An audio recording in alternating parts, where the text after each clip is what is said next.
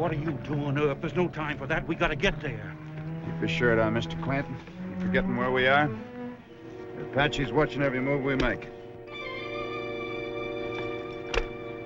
John Law's always acting scared of Apaches. No sand at all, any of you. I told you I'd take care of this, and I will. Now put that gun away and take him off before you get us both killed. Well, now you can take yours off, but I ain't losing mine.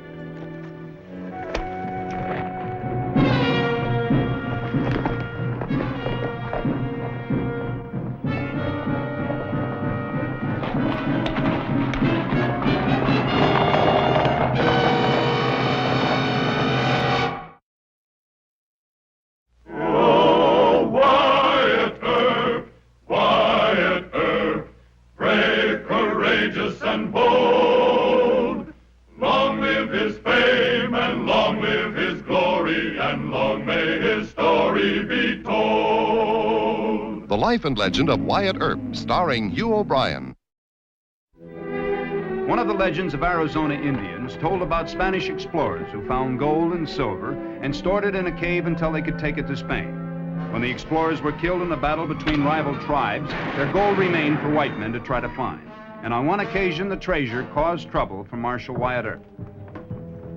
We won't be gone any longer than we have to. Well, you don't worry about nothing here, boy. You just take care of yourself. You too, Mr. Tom.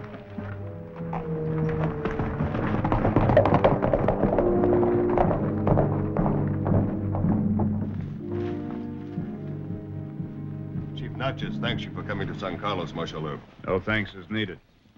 Please, sit.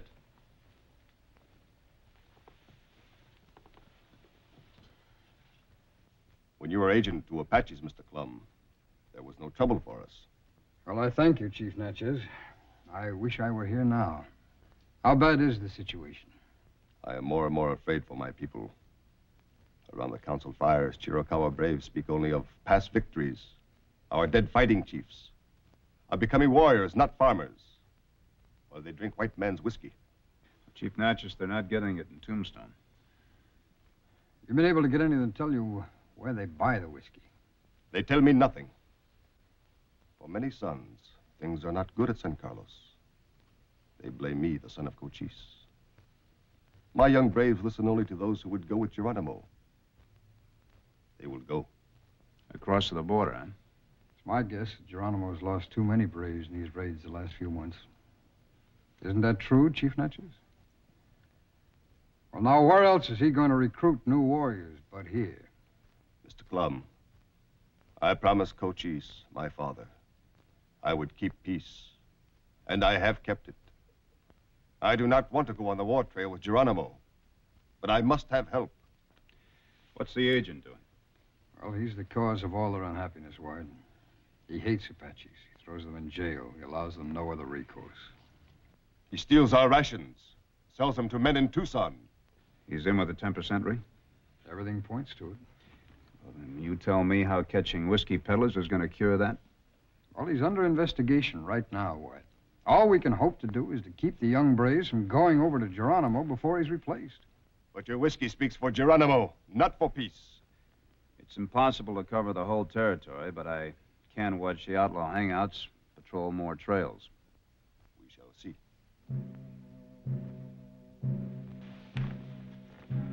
You have been good friend, Mr. Clum. I thank you, Chief Natchez. Marshal Earp here is your good friend, too. I give you my word, I'll do everything possible. Trouble for you means trouble for me. Goodbye. Goodbye, Chief.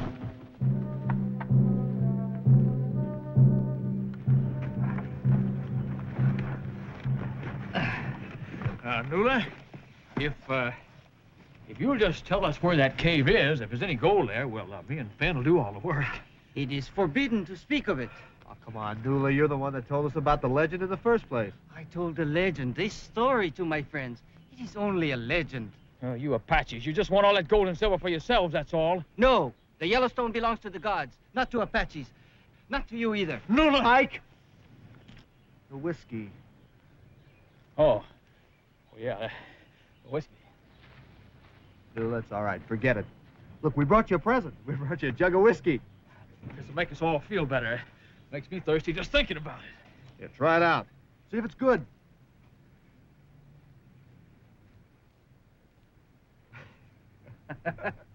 It is good. Nula thanks you.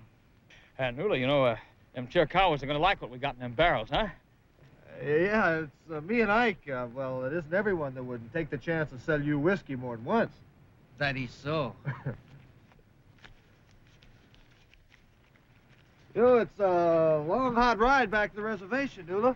Come on, have another swallow. Well, we're not going to be leaving for a spell. Now, why don't you just come over here and join us? Sit down and have a drink. Come on.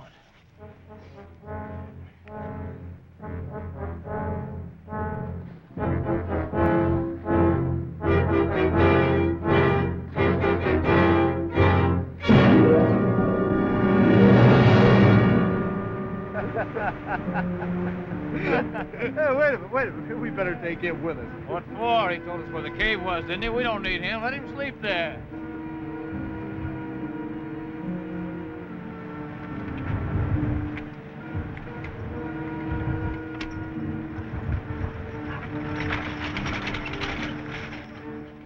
Papa, you said it yourself. Frank and the boys ought to be back from the border by now. Yeah, Papa, they might be in trouble. Get to the point, boys. You've been talking around it long enough. Well, let Ike and me ride down to the border and see what the trouble is. Won't take us more than 3 or 4 days. Well, if you're that fidgety, go on. A week in the saddle will slow you down. Thanks, Papa. Not so fast, boys. Ain't you forgot something? Oh, I forgot about the whiskey, Papa. I'm sorry. That's better. Now, Ike, you're the oldest. You take care of your brother. No fighting, you hear me? Yeah, Papa.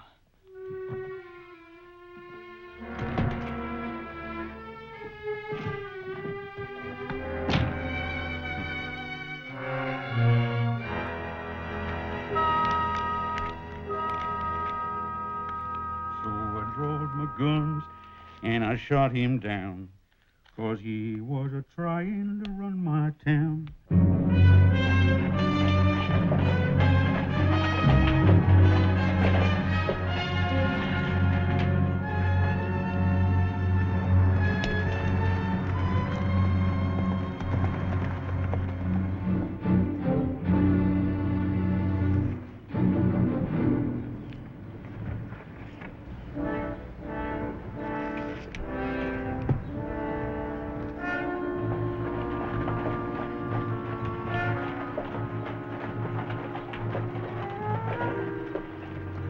Look like Indian ponies? Yeah, sure do look like Indian ponies. Loaded down with something, too. Let's take a look.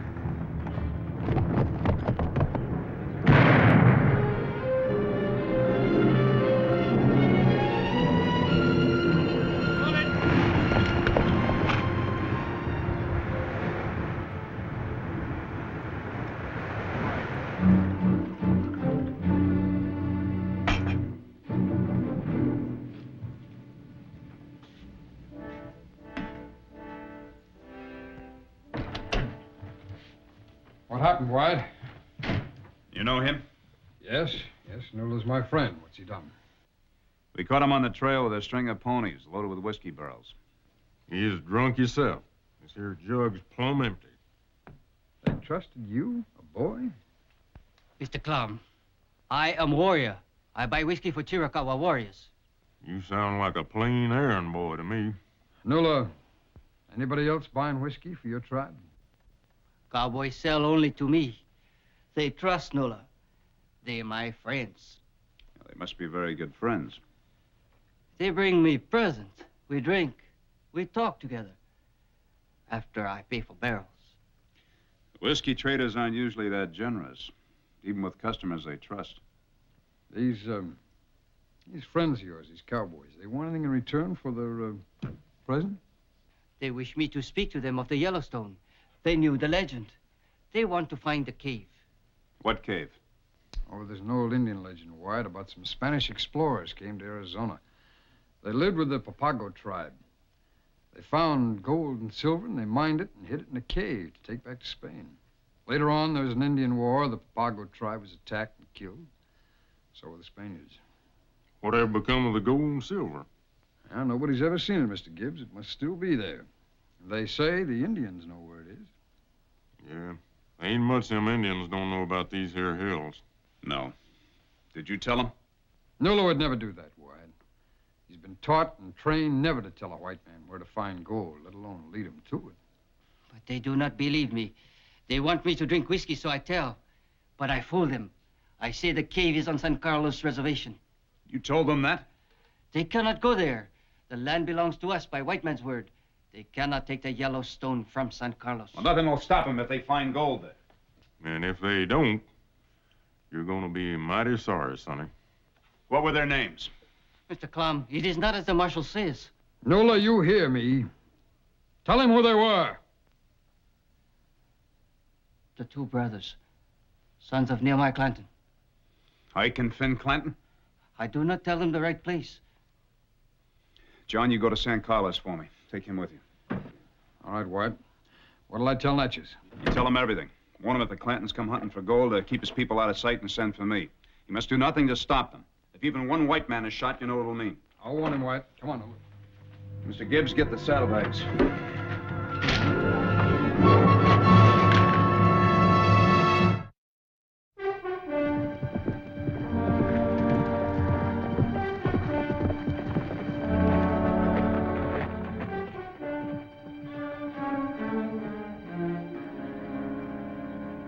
Seems awful quiet down there. Think Clanton's done already left? Hey, wait until his gunfighters come up from the border.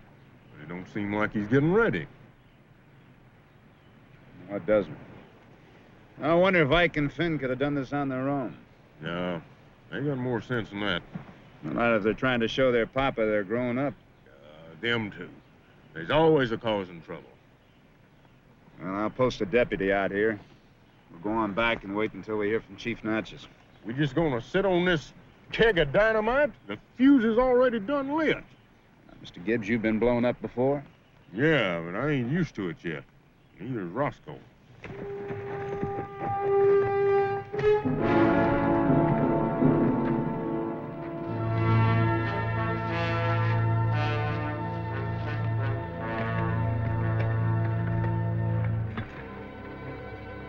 Here are the ones.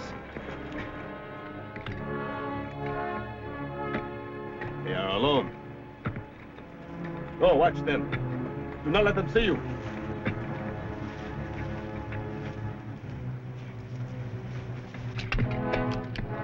Nothing. Oh, daggone it, nothing. Like I told you, we should have brought Nula with us. It wasn't my idea to get him drunk. Don't tell me that. You're the one that kept egging him on. Little drink, Nula, just one more little drink. Oh, one more little drink. It got him so drunk he didn't know what he was saying. We should have made him show us. Ben, why don't you grow up? Ain't no Apache gonna show us where this cave is. They wouldn't do it if I put a pistol to their heads. Well, maybe not. There's about an hour of light left. I'm gonna go up here and have a look. Hey, Ike, a cave! Where? Maybe that's the one.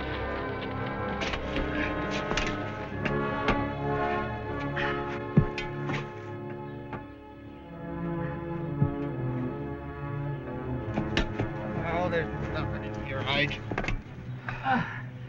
You know, Ben, Papa's gonna say that we did real good after we tell him about all this gold we're gonna find. Papa's gonna say I did real good. This was my idea. And I'm gonna find that gold before you. Oh, well, you just do that. It'll make you a real big man. You always was jealous of me, Ike. Being older don't prove nothing. Don't make me laugh, Ben. Well, if you're gonna find that cave all by yourself, you better start, little brother. Go on. The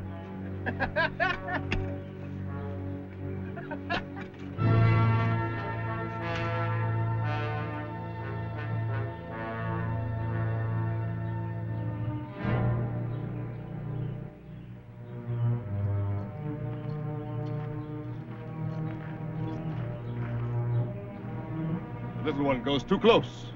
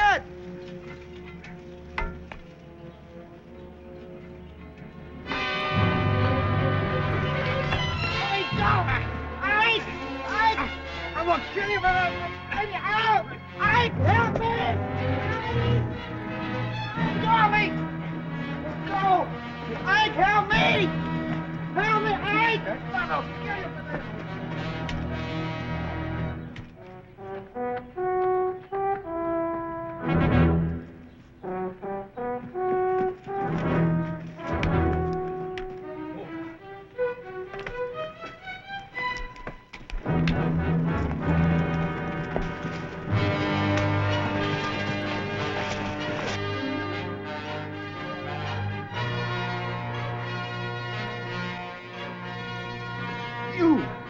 So that's the thanks I get. Well, don't you worry. My papa will take care of you. Where is the brother? He must not escape. He will bring others. Get him!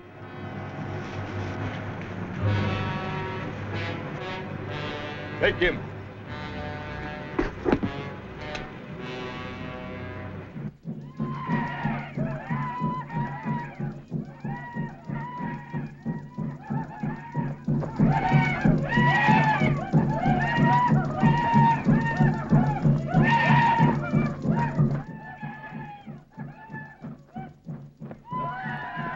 All right, you didn't go to the border like you said. You went to San Carlos.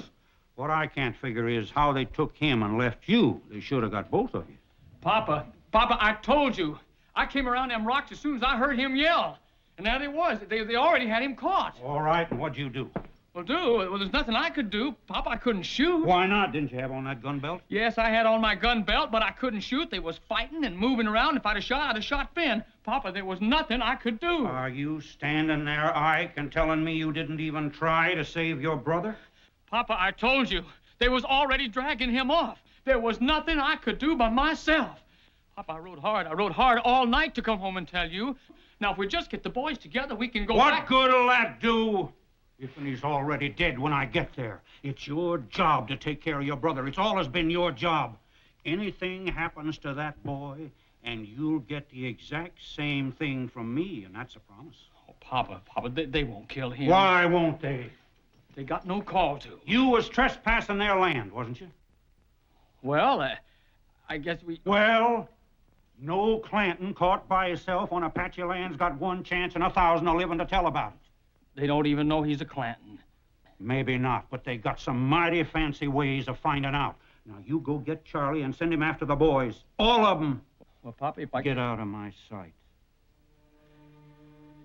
Yes, sir.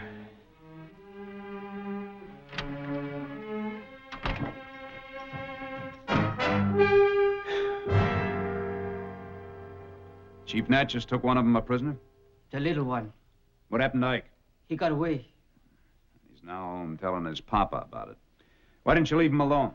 We could not, Marshal Earp. He found a burial cave. The gods would have been angry.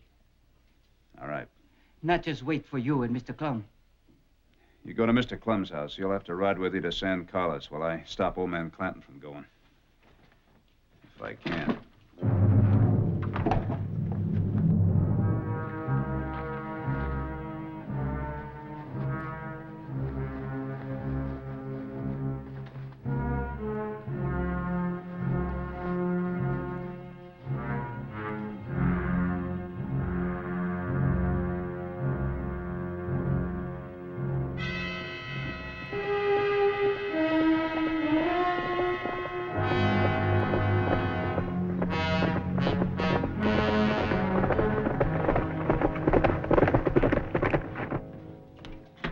I told you to get off my ranch, There ain't no use hanging around. Ain't nothing you can say to change my mind. I ain't fool enough to believe that you can save Finn.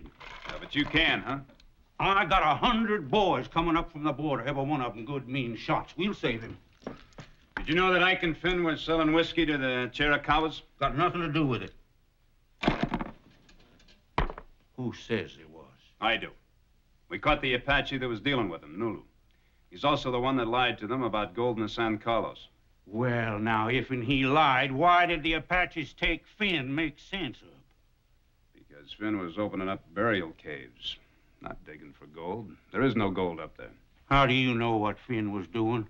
Because Chief Natchez sent me a messenger. He also said he'd wait for me to get there before I did anything about your boy. Why? He owe you a favor? Natchez wanted to stop the whiskey. There's too much drinking, too much talk about the warpath, joining up with Geronimo. He know Finn peddled that whiskey? I don't think so. You gonna tell him? He'd kill Finn if I did. Mm-hmm. I have to study this.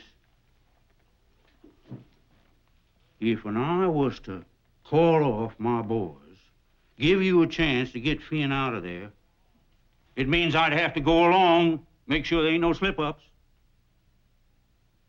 Mr. Clanton, your outfit is a bunch of hoodlums, thieves, and murderers. I don't like you. The last thing I want to do is save your dirty hides. But if that's what I have to do to prevent an Apache war... I heard enough, Sonny. Now, you got your choice. Me or my gunfighters. Take your pick. You better get your hat. We'll be late.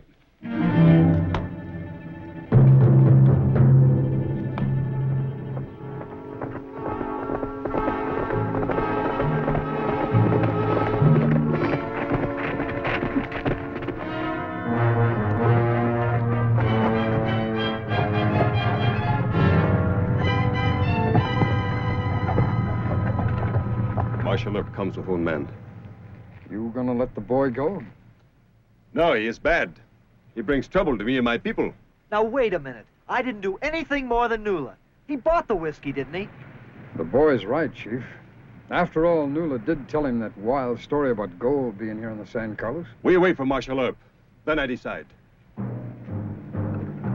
Boy, you better watch yourself. You got any idea what's gonna happen to you if we can't get you out of here? Now, you aren't blaming me for everything. It ain't my fault that the Indians don't like living on a reservation. And I suppose it ain't your fault that you're a greedy little fool either, is it?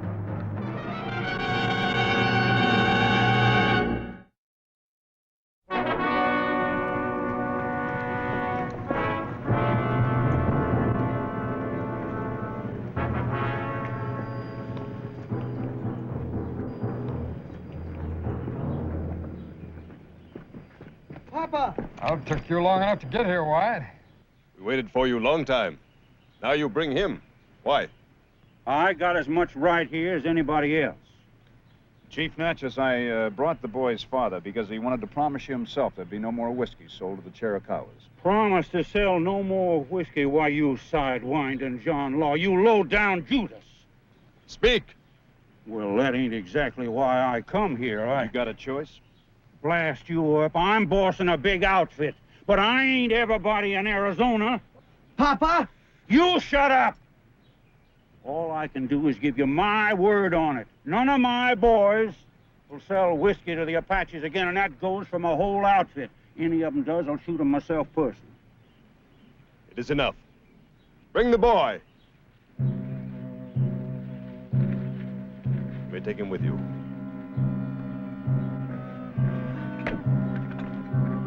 Chiricahuas, thank you, Mr. Club.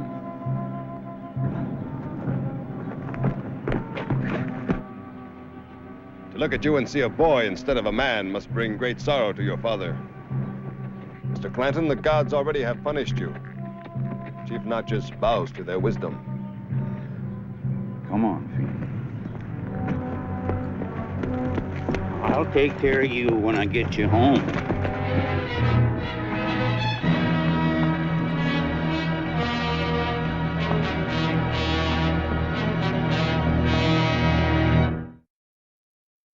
Well, he cleaned up the country, the old Wild West country. He made law and order prevail. And none can deny it, the legend of Wyatt forever will live on the trail. Oh, Wyatt Earp, Wyatt Earp, brave, courageous, and bold. Long live his fame, and long live his glory, and long may his story be told. Long may his story be told.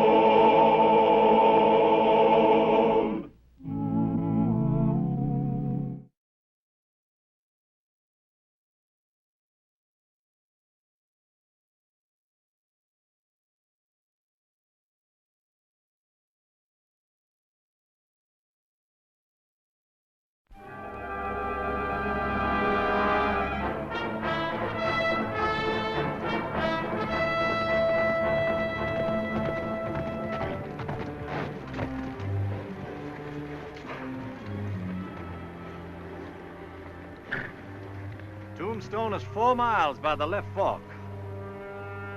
But I guess my poker game in Galeyville could wait. Well, I doubt that, Doctor. Anyway, I'm going into Tombstone alone. Taking off your guns? That's right. You hang on a little for me, would you? If you're going in alone, you better keep them. No, sir. I'm going into Tombstone as a land agent for the Earp Brothers Incorporated. I'm not a marshal anymore. Anyway, an unarmed stranger's a lot safer than a fella toting guns. Wyatt and Tombstone, they don't care if a man is armed or not. They just shoot him in the back. Then they search his body to see what they can steal. Yeah, I almost forgot that. Hang on to that for me, too, will you? So long, Doc. You stubborn ox. You'll find out, and soon, when you meet up with the clamp. Oh, Wyatt Earp, brave, courageous, and bold. Long live his fame, and long live his glory, and long may his story be told. When Wyatt Earp headed for Tombstone, he was riding toward the toughest town in the American West. A town built on one of the richest silver deposits ever discovered. In Tombstone, a miner was shot in the back for a few bags of silver ore. Immigrant miners fought outlaw cowboys on Allen Street. Violence ruled Tombstone, which had but one peace officer.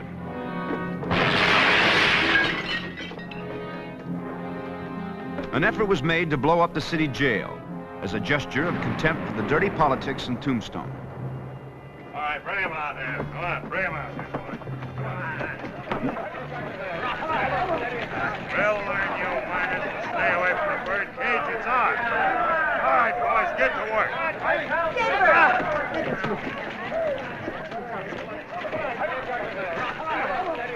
Come on now, boys, stop it. Miss Cash, What are you trying to do, Denver? Start a riot? just greasing feathers. We'll get even.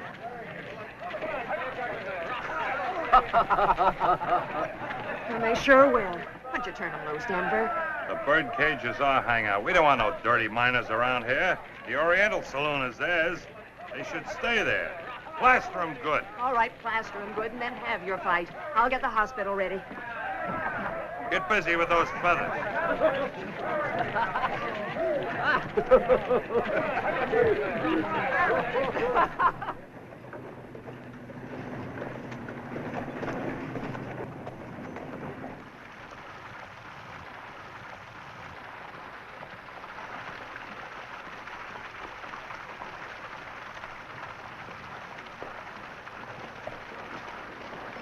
There's some water for you, Candy.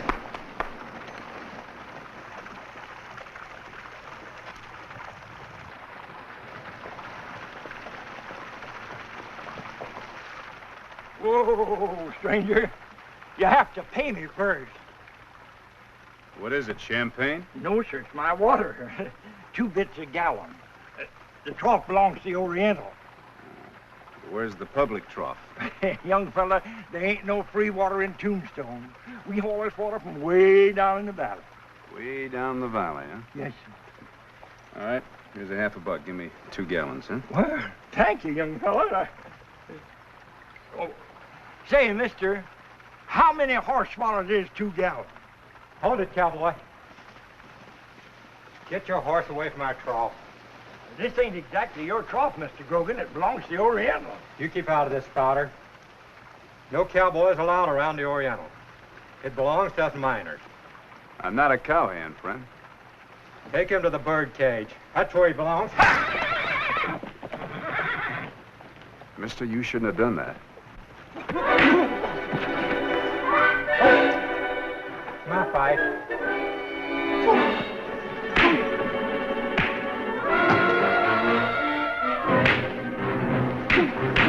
I'm next. All right, no more fight. Take my horse on over to the bird cage.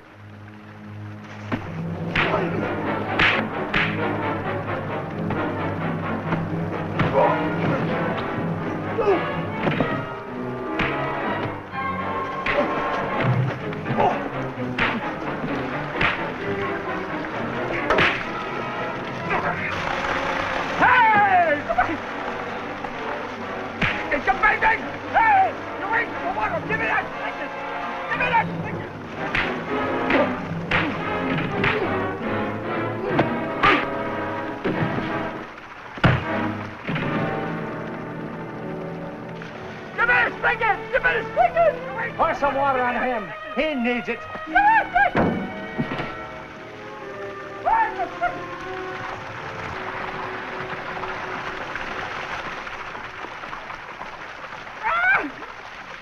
All right, boys, give us a hand.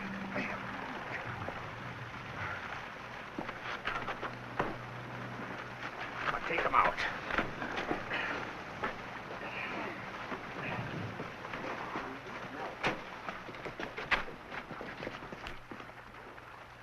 He's got an awful lump on his head. Give me a hand. He's no friend of mine, lady. You help me. Those miners will come out and beat him some more. This ain't my fight, lady.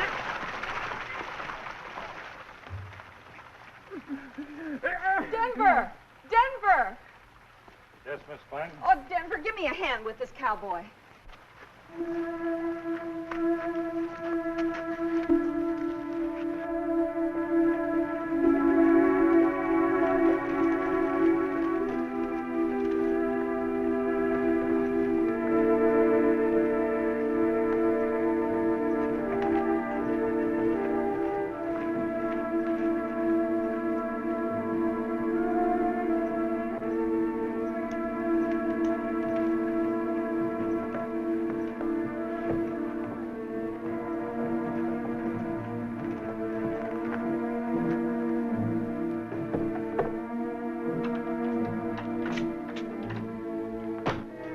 Dr. Goodfellow.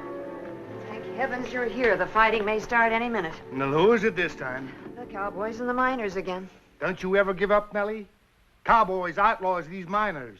You're wasting your sympathy, and I'm wasting my time. Oh, Jose, come and get this man, will you? Take the next bed right over there. Easy now. Take it easy. Well, come in, come in.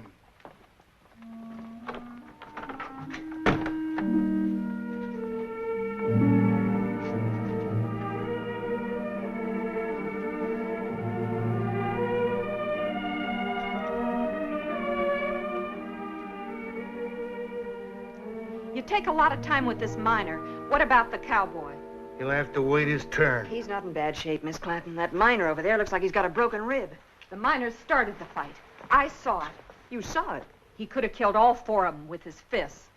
That coward hit him with a club. I should hold him till I can get back to him. You look at the cowboy next, huh? Cowboy, huh? What do you think, Doc? I'm afraid I'll have to operate on this one, Millie. But you said the cowboy's next. All right, all right.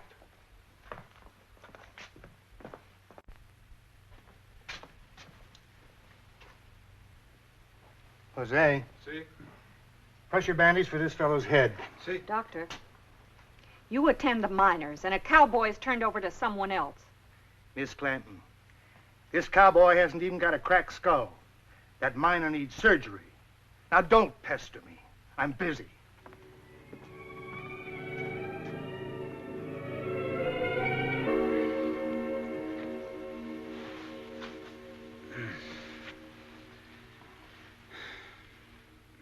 Howdy. Where am I? Tombstone. Well, this is Dr. Goodfellow, and I'm Nellie Cashman. I have the Cashman Hotel next door. You've got a wallop on the head. Must be pretty handy with your fists. For a cowboy. Usually you fellas are only handy with your guns. Cowboy. You think I'm a cowhand, huh? Our local paper calls you fellas cowboys. Doctor, I'm not a cowboy. I just came town to try and buy some real estate. I hope those miners aren't too bad hurt. Fractured jaw, busted rib. I should charge you for the operations, but you better leave town. You can't fight 3,000 miners. Doc, you look tired. Why don't you go on in the hotel and have your dinner, huh? Yeah, I think I'll do that. Friendly old cuss, ain't he? You gave him an awful lot of extra work today. Miss Cashman, I didn't start that fight. I was just trying to water my horse. Well, those miners had just been greased and feathered by cowboys, and you're a cowboy, so it doesn't matter who started it. What's your name? Well, I seem to remember Charlie Jones. Charlie Jones. Well, it suits me. Mr. Jones, You'd be doing me a favor if you left town.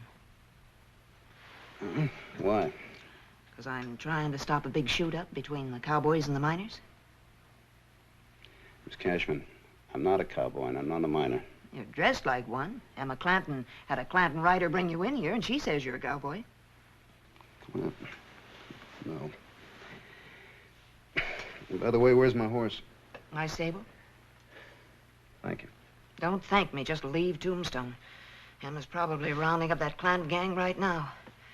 They've just been itching for an excuse to raid this town, and I'm afraid you're it. Where's your marshal? It's an old man. What about the sheriff? His office is in Tucson. That's 90 miles from here. Well, there isn't any law here, Mr. Jones. No law at all. You have a room for me over at your hotel? Yes, but... Mr. Jones, you ought to leave Tombstone before sunup. The Clantons need a better excuse than me. What about the miners? What are you going to do about them?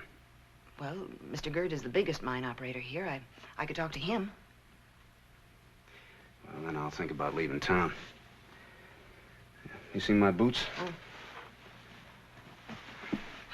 Thank you. When'd you, first start being the peacemaker of Tombstone? I wouldn't say I'm that. I just happen to like it here, Mr. Jones. A lot of people tell you this is a pretty rough town. And it is. But it can be a fine place to live.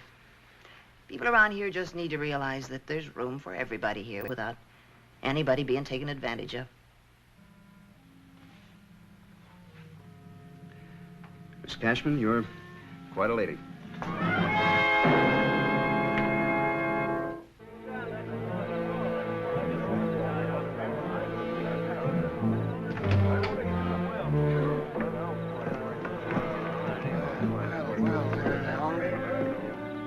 I know how you feel, boys, but I'll tell you this. If the Clantons come to make a fight, I'll unlock the company guns. What about that cowboy? If you think he ought to be run out of town, go ahead. But no company guns. Yes, sir.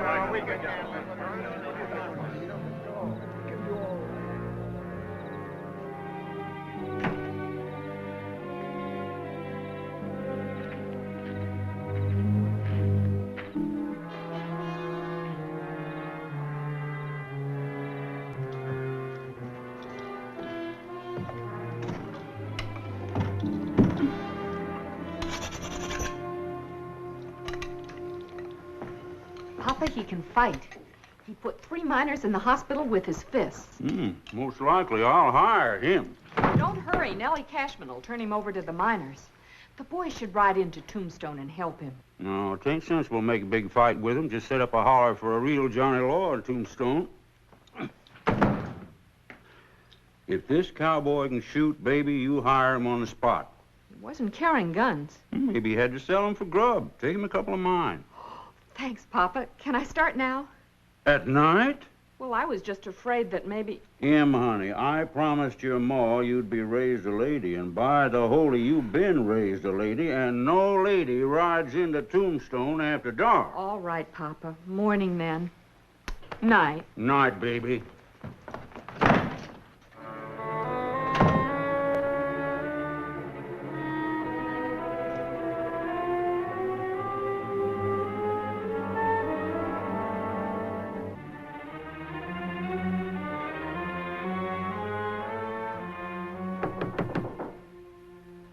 Who's there? Nellie Cashman. Come in. Mr. Jones, there's been a lot of ugly talk amongst the miners. Won't you please get out of here before it's too late? Miss Cashman, I'm afraid it's already too late. Take a look out that window.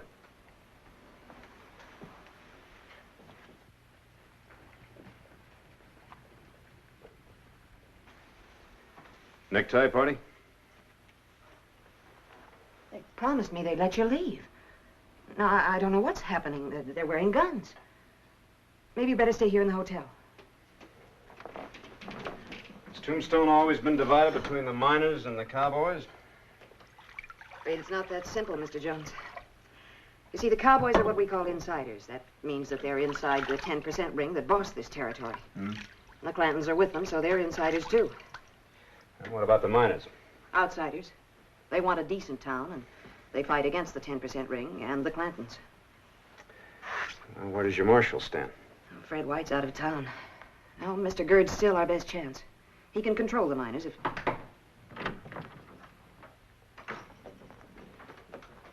Miners all around the hotel. Papa loaned you these guns. So you are a cowboy. No, Miss Nellie. But I've never been run out of town. All right, give me half an hour.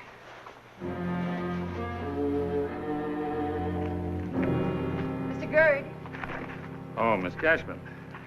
Mr. Gird, you promised me that you'd let him leave town. You didn't tell us he was a Clanton gunslinger. But he's not. I'm sure he's not. Didn't the Clanton girl just take his guns into him? Yes, but... What do your men plan to do? Chief White isn't here, so we're going to take him to jail ourselves.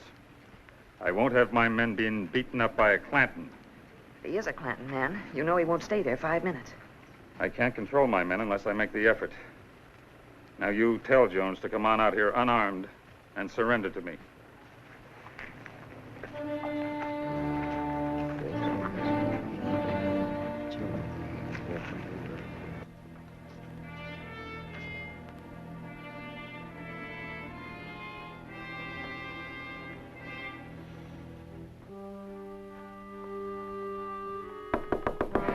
It's Nellie.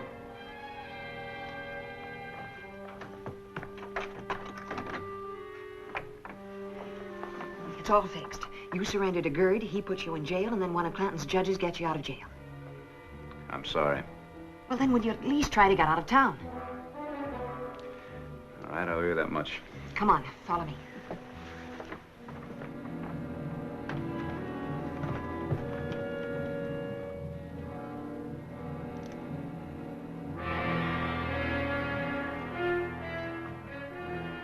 Miners? They're waiting for you.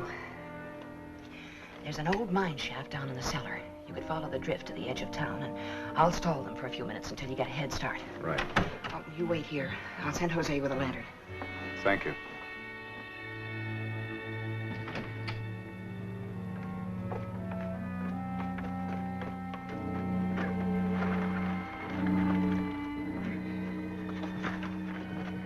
You go left the first stope.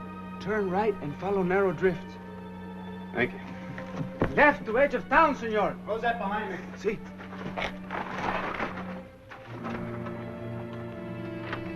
Mr. Jones? Mr. Jones? I wonder where he could have gone. Down the mine stope in your cellar. But we'll get him. Now, I know you mean well, Nellie, but you keep out of it.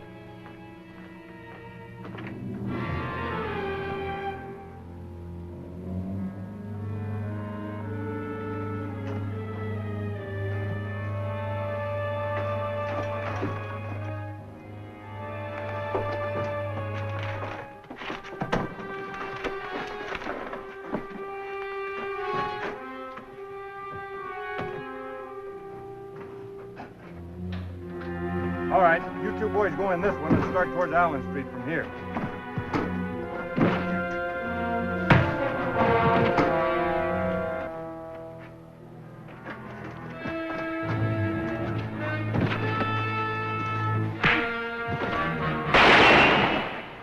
Come down here and you get a bullet. Don't shoot. You might hit Tad or Mike.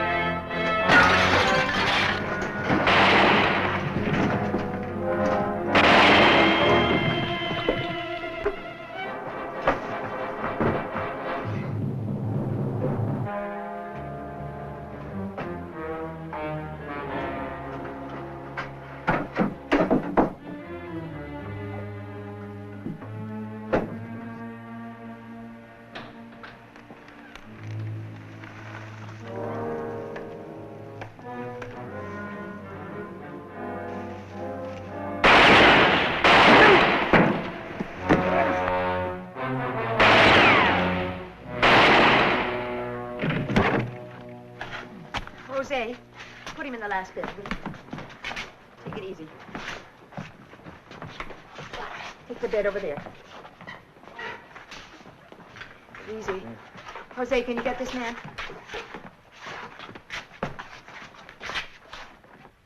Mr. Gerd, you and Miss Nellie are fools. Besides these men, how many has he killed? None we could find, and we can't find him either. Now, Doc, Mr. Jones is a decent man. After all, he could have killed 15 or 20 men. Decent?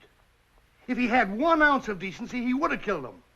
Now I've got to work all day extracting 45 slugs. My company will pay you, Doctor. I don't need money. I need time.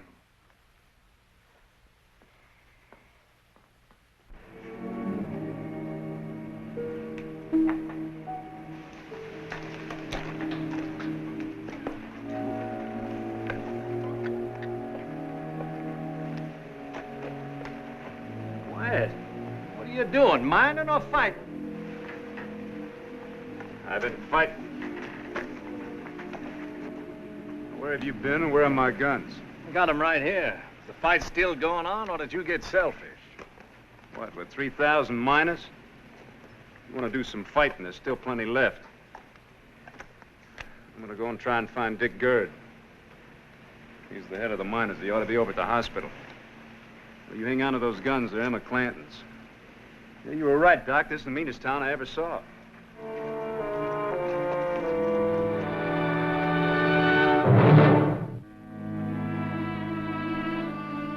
Sure emptied this street. What do you got against Dick Gerd? You could have called the miners off, being as that he runs them. Does he know who you are? Oh, he thinks I'm a cowboy. Wait here, would you? Don't worry, Sam. You'll be back in action in no time. Mr. Gerd, I'd like to talk to you outside. You? I'd like nothing better.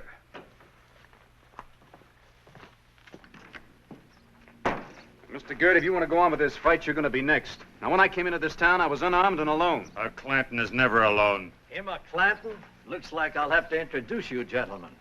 Dick Gerd, I want you to meet Wyatt Earp. Wyatt Earp? Dodge City? Look out!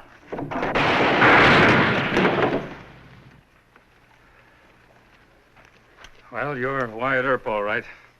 I'll tell my boys the fighting's over. Come on, you ain't hit that bad. Maybe it's just begun. What makes you think so? We miners made a mistake about him.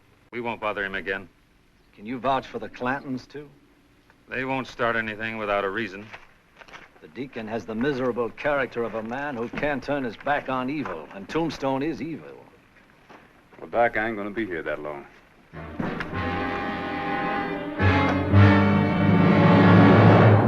Well, he cleaned up the country, the old Wild West country. He made law and order prevail. And none can deny it, the legend of Wyatt forever will live on the trail. Oh, Wyatt Earp, Wyatt Earp, brave, courageous, and bold. Long live his fame, and long live his glory, and long may his story be told. Long may his story be told.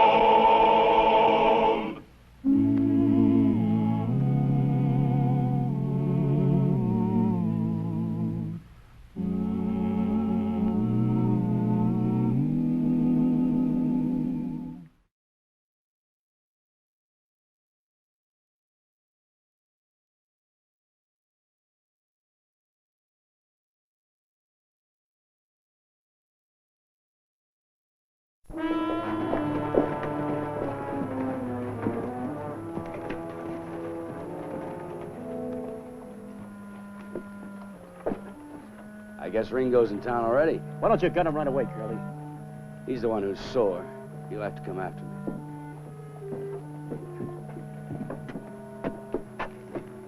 You sure you want to fight Curly Bros just now? Yeah. What a break for Wyatt. Ringo and Brocious, top guns for the Clanton outfit, gunning for each other.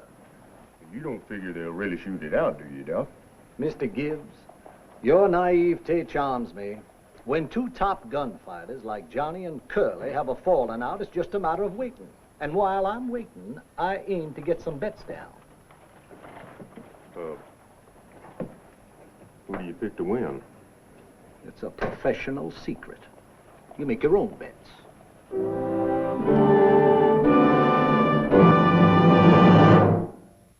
Oh, Wyatt Earp, brave, courageous, and bold. Long live his fame, and long live his glory, and long may his story be told. The Life and Legend of Wyatt Earp, starring Hugh O'Brien. One of the mysteries of the Old West to amateur historians was how so many top gunfighters lived so long. The answer, as Wyatt Earp said, is simple. They seldom fought one another. When men of equal speed and skill got in a gunfight, it meant death to both. Thus, when Curly Brocious and John Ringo rode into Tombstone to settle a quarrel, it looked as if Wyatt would soon be rid of two enemies. Galloping horses on Allen Street's against the law. I got to talk to you. I didn't want it, but Papa said I should. All right. Allow me.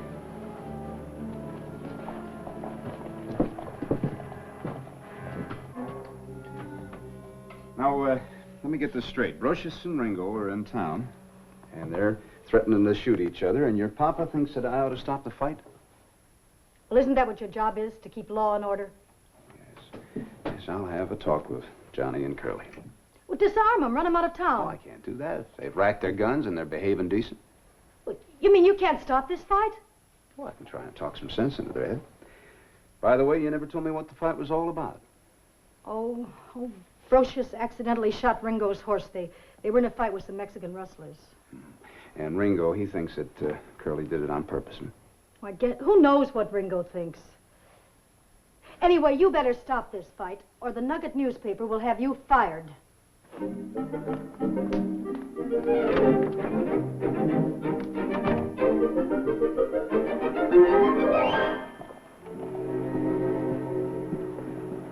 You wanted to see me, Demlin? Not as editor of that wretched little sheet you publish, but you're supposed to be acting mayor. This goes on page 1 unless Earp stops the fight. Deliberate slaughter on Allen Street. Is that what you call good police work? Brocious, Ringo? I hadn't heard about this. You've heard about it now, Mr. Mayor. Well, now, I'll tell you, Mr. Demlin. There hasn't been any shooting. Where did you get your tip-off? From old man Clanton? I don't reveal my news sources to you, Clum. Well, where's your sheriff, Johnny Bean? Why doesn't he stop this? Well, Sheriff Bean was suddenly called away. Mm-hmm. I'll just bet he was. Nugget doesn't stoop to argue with a cheap little imitator. I want action from the city police, and that means Earp. Immediate action. Well, now, I'll tell you, Mr. Demlin. You got me shaking in my boots. Well, sir, you had better be. Good day.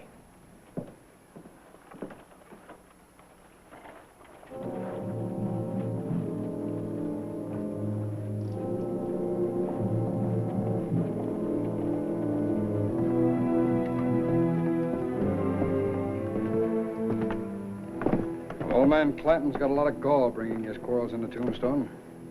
I think Ringo and Brocious are on their own. Gunfighters usually like audiences. Well, then let him shoot it out, Wyatt. I wish I could. Dameron does have a point.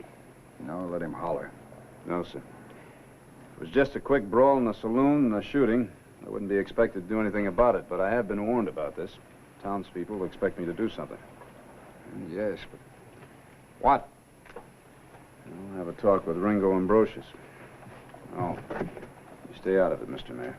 All right, Wyatt. Wyatt, good luck. See, Curly's at the Alhambra, talking fight. Hello, Mr. Ringo. Well, if 'tain't Marshal Earp.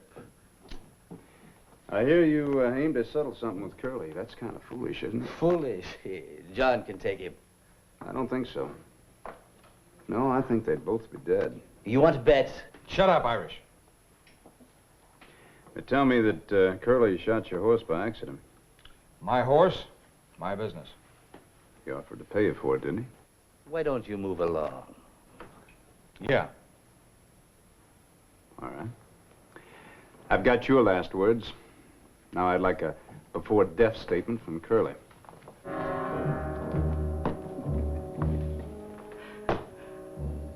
Was Herb trying to scare us?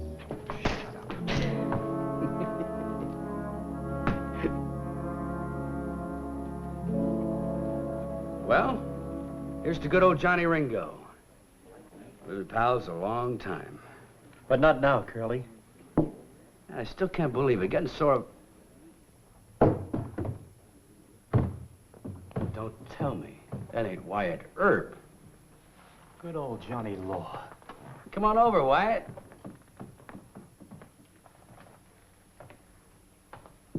Larkin, give Wyatt your chair. Sure, Curly.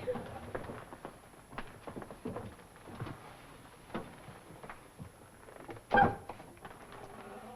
surprised me, Mr. Brocious.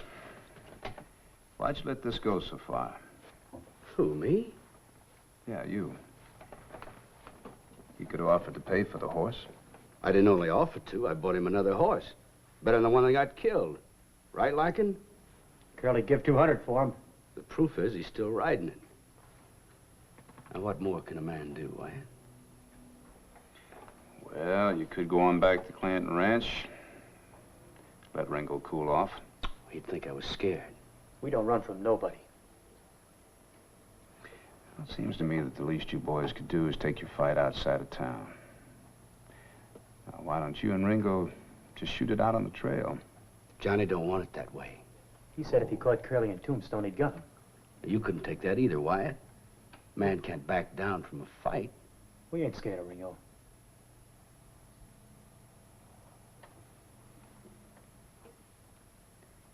All right. Town will just have to dig 2 graves in Boot Hill. So long, Curly.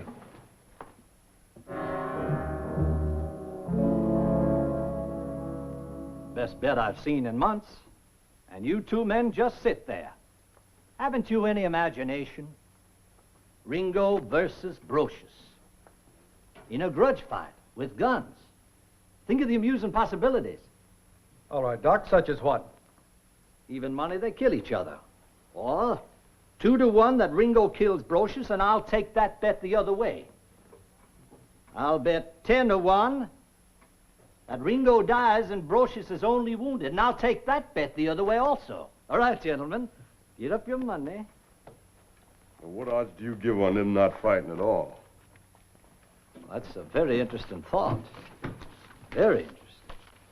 Doc. Right with you, Wyatt. Now, you 2 sportsmen stay right here. Don't leave.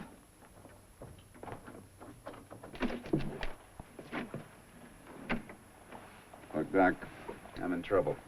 Just when I get this town cooled off somewhat, this breaks loose. Now, we can't afford a showdown between Ringo and Brocious.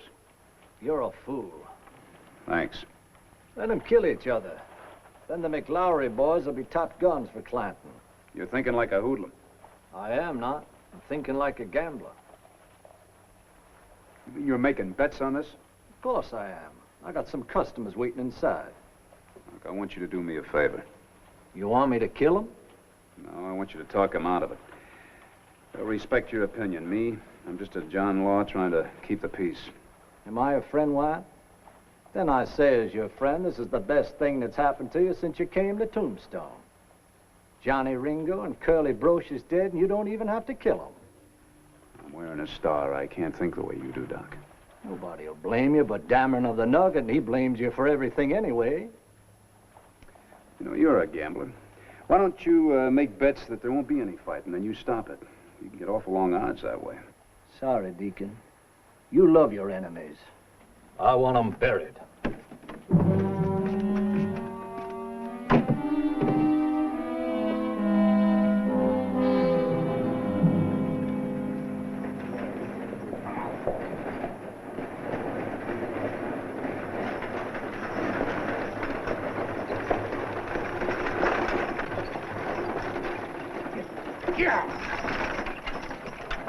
Emma said you promised to talk to Ringo and Brocious.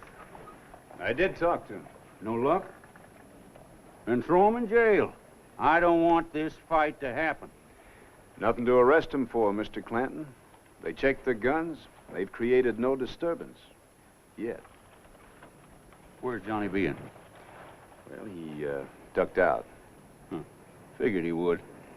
Judge Spicer in town? Reckon so. Then I'll talk to him. And you come along to back me up. That's what us taxpayers paying you for. All right. I'll see you over there. Yeah, it was the Alhambra looking for trouble. How's he feeling, Irish? He's making up his mind, Joe. Sit at another table, boys, and leave Ringo alone, huh? Bartender, bring us a bottle and some glasses. Howdy, boys. Come on over. Hello, Curly. Curly? Good to see you.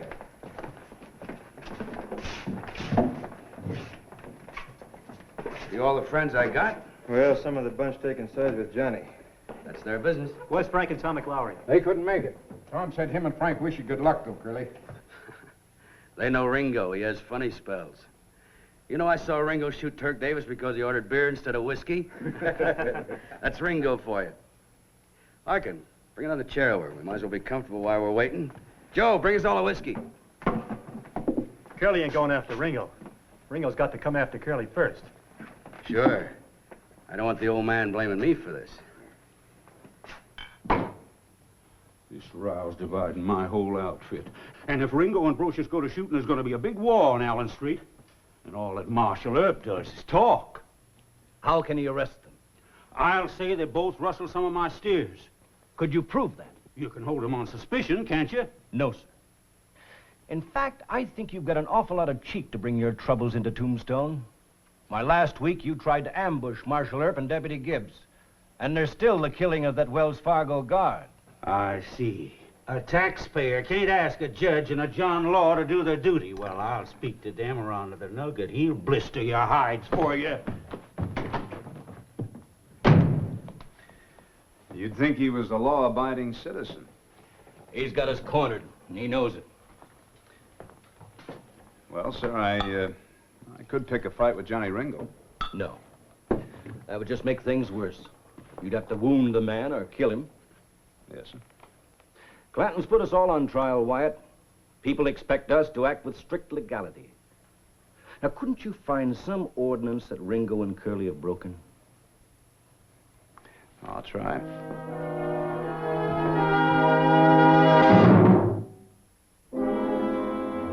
Hey, Ringo! Johnny Ringo! I want to talk to you. Curly wants me to explain something. Come on out, Ringo! It's that blabbermouth Larkin. Go out and see what he's up to. Yes, sir. Right away, Johnny.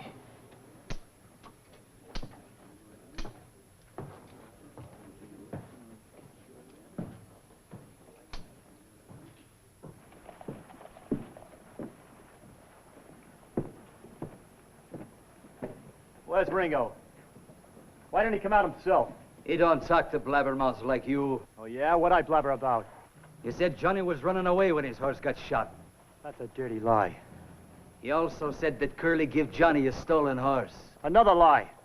Oh? So what kind of a horse is Curly riding? You know, you wouldn't be telling lies like that, Irish, if I was carrying my gun. You go get your gun. I'll wait till Curly's taking care of Ringo. Then I'll come after you. It'll be the other way around, Larkin. I'm gonna gun you. Talk's cheap. You want to hear what Curly has to say, or don't you? No, Ringo ain't interested in what that fool says.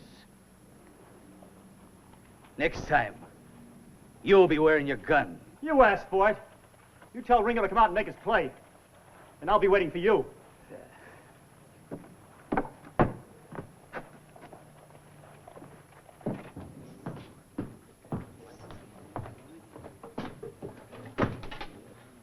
Brocious is waiting at the Alhambra. You'll have to go there after him. All right. Now? In a minute. Get me a drink. Sure, Johnny. Bartender. Whiskey.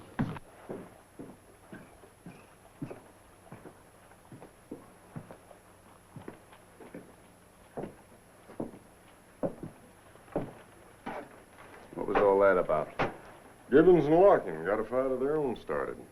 Threatened to gun each other. Oh, that's fine. Any particular time? Yeah. After their heroes kill each other. All right. You going over to the jail? Wait for me. I got something I want to do, and I'll join you later. It's almost 4 o'clock. This is beginning to fidget me. Stop worrying about the old man, Curly. Go over to the birdcage and finish him, Curly. Ringo probably thinks you're scared. Well, he thinks wrong. Curly! Ringo's coming after you. How do you know? That liar and Irish has been talking. Too much and too big. Good. Then it won't be my fault.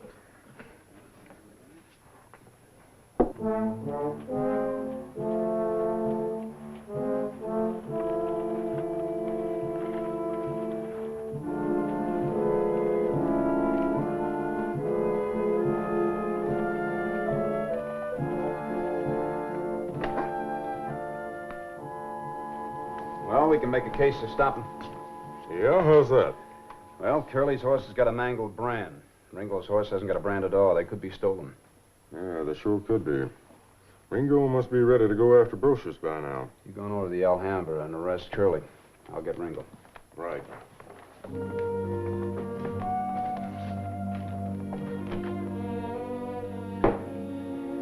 Irish, get my gun. Right away, Johnny.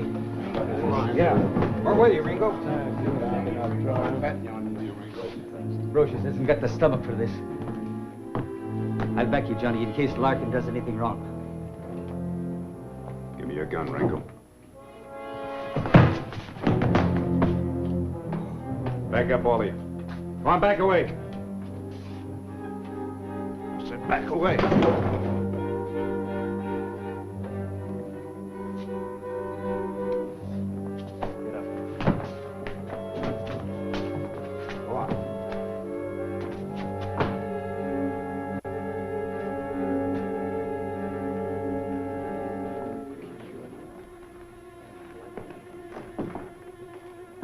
Curly, you're under arrest.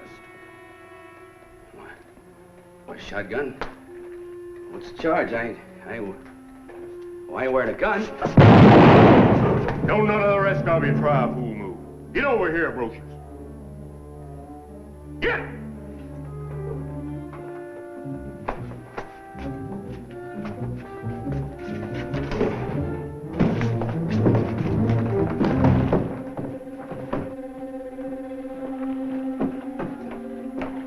Let's get him off the street. Come on. Get both his guns? What do you mean, both his guns? He's got a hideout derringer in his vest pocket. Let's go.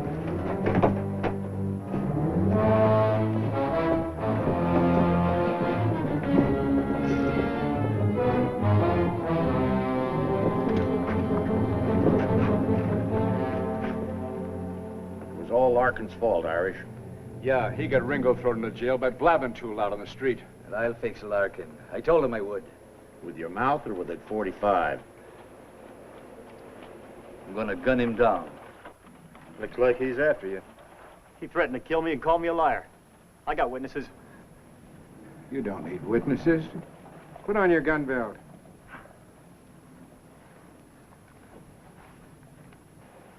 Putting on his gun. That's what you wanted, ain't it, Irish? I can take that slow poke.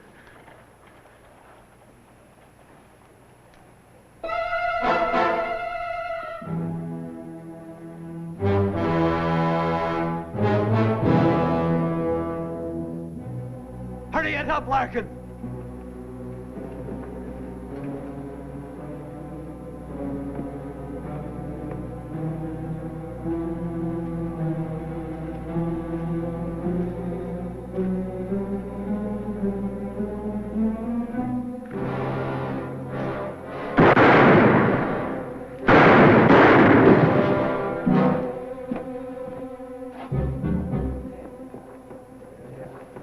Mr. Gibbs, bring Brocious and Ringo out here quick.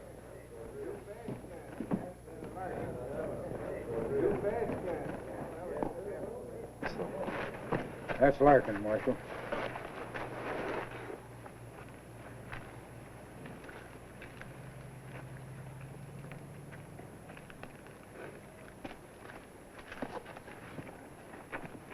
He's dead, Marshal.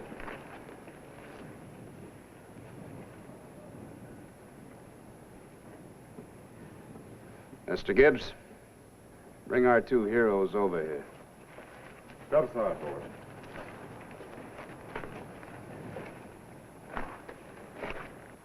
Gibbons was a mite faster than Larkin. Caught him in the stomach. At the same time, Larkin caught Gibbons in the chest with a reflex yank on the trigger. They must have gotten off the second shot at the same time, after they hit the ground. Both were hit in the head and killed. That's all, gentlemen. Let's go, boys. All right, gentlemen, pay up the money on the no-fight bet, 100 to 1. What about the other bets, Doc? They've all been canceled. Ringo and Brocious didn't fight. Come on, gentlemen, pay up. Not yet. Look, Brocious and Ringo can still fight. As soon as they get out of jail. He's right, Doc. The bet should stand. How much you want to bet on your own lives? Hold it, Doc. You men get off the street. I say get off the street.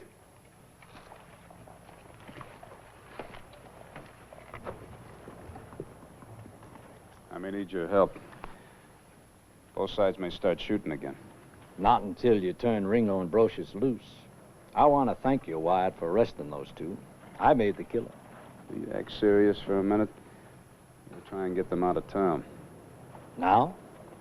This is a powder keg. I figure if I can get Brocious and Ringo outside the city limits, Clanton cowboys will go too. You're going to give Ringo and Brocious back their guns? Outside of town. Well, then I'll be very happy to tend to my assistance. I know what you're thinking, and you're wrong. We've had enough gunfighting for one day. Certainly, most certainly.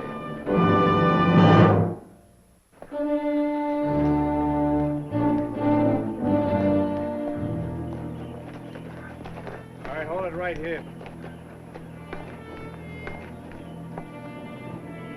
Give them back their guns, Mr. Gibbs.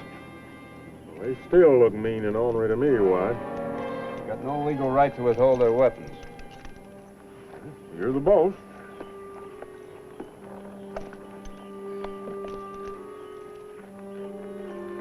Maybe you ought to get them down off their horses at least, Wyatt. I got $6,500 bet on this. You hear that, Johnny? Doc's betting on our hides. You ain't so smart, Doc. We ain't fighting just to make you rich. Come on, Curly. Sure thing, Johnny.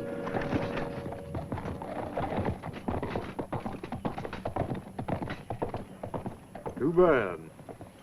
We couldn't have picked a prettier place for him to die. Had a small bet on him myself.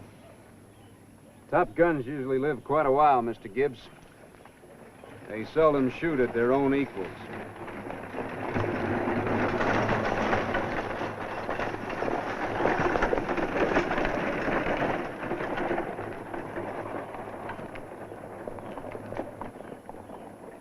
You let 2 of our men get killed. Just wait till you read the nugget.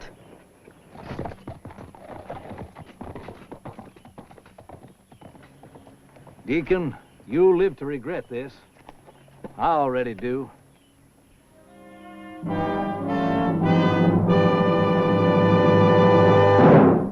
Well, he cleaned up the country, the old Wild West country. He made law and order prevail.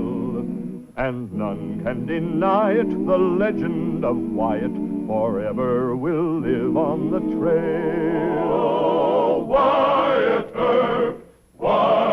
Earp, brave, courageous, and bold. Long live his fame, and long live his glory, and long may his story be told. Long may his story be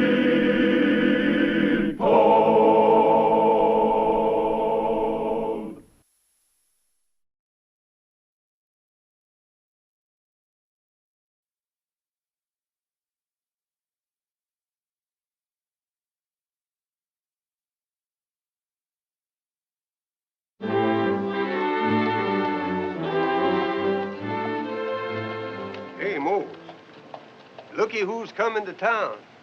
That there's a listener. The listener? Yeah, he just got back from leading the soldiers. Caught them renegades, Francisco and them. Why do they call him the listener? You see that neck string around his neck? Did you ever see a set of beads that looked like that in your life? Can't say.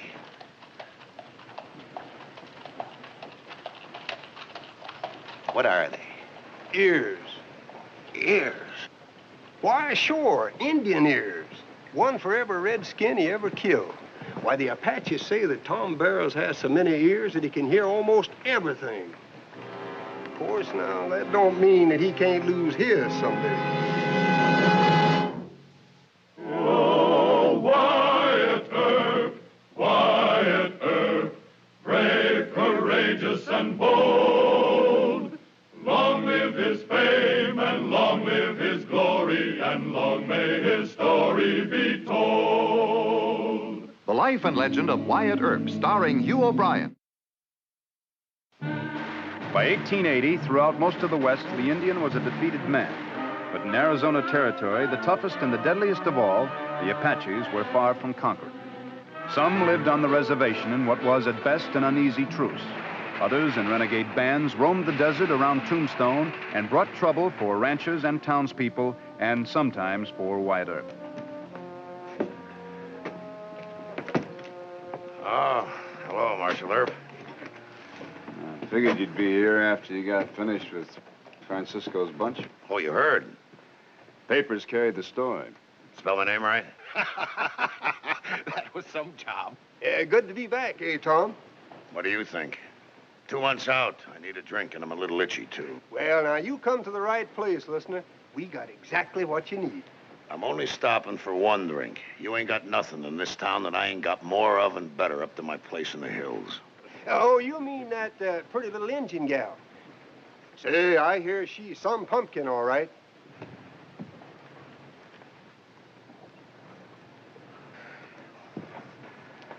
Mister, you're talking about my wife.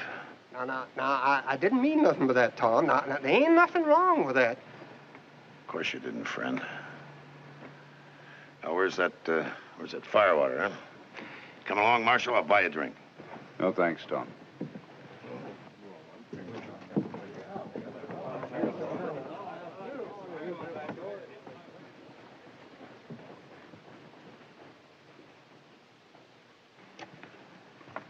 Howdy, John. Wyatt? You looking for a story for your paper? Oh, I don't have to interview Barrows to write his story, Wyatt. I've lived it a few times myself. Barrows and I once rode together after Geronimo. You been hearing Apache talk? Wyatt, they never liked him very much. Even when he married that Indian girl and half became a member of the tribe. After that, they took his scouting for the cavalry as, kind of personal. But Apaches scout for the cavalry against renegades. These renegades were tired, Wyatt. They were all in, ready to give up. He didn't have to kill Francisco. The other scouts, even the peaceful tribesmen, they're going to hate him for that. What'll they do? Oh, I don't rightly know. Except I wouldn't give Barrows more than a 50-50 chance of reaching that lonely place of his in the hills tonight.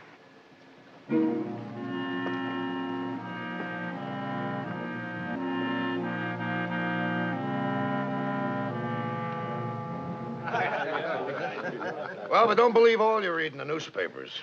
Wasn't so much. Like most of them, Francisco wasn't so brave. You corner an Apache, he doesn't believe in fighting too much. He'll give up quick. Hoping to save his own neck and then maybe later stab you in the back with a knife and make his getaway. Not with me. No, siree. Not with you. This here Apache didn't get away with nothing like that. What'd you do, listener? Well, when he came out of the brush with his hands clawing and scratching at the sky, I just gave him a bellyache. 30-30 bellyache. Wait a minute. I figure he had it coming. All those women and kids that he slaughtered. Saved you taxpayers' money, too. Wow. Oh, you change your mind about that drink, Marshal?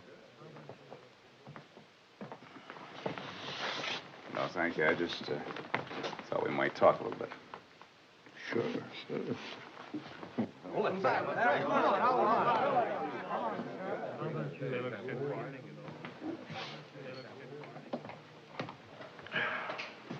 I'd I'd like to try and change your mind about riding out to your ranch tonight. If I were you, I'd ride along San Simon stage in the morning. No thanks, Marshal. I want to see my wife tonight. But right now, when they're riled up about Francisco, it seems that... What about back at my ranch? Just me and the missus and a couple of hired hands. Apache hands. The mountains behind us crawling with Apaches. I imagine you can protect your ranch pretty well, Mr. Barrows. And they know that. Probably only a few of them you have to fear. Francisco's friends. Marshal, I don't fear none of them.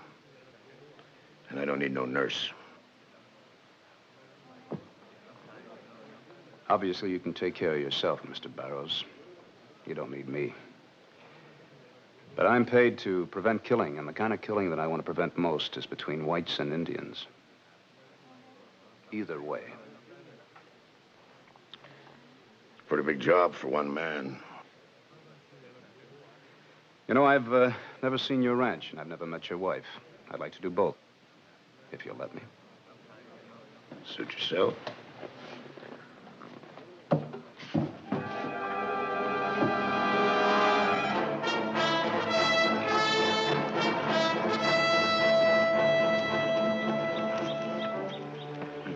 What is it?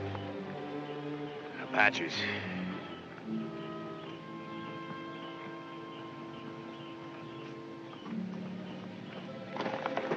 Look, you can see their sign on the slope. Yeah, I can see it now. I never would have noticed it, though. The air's full of Apaches.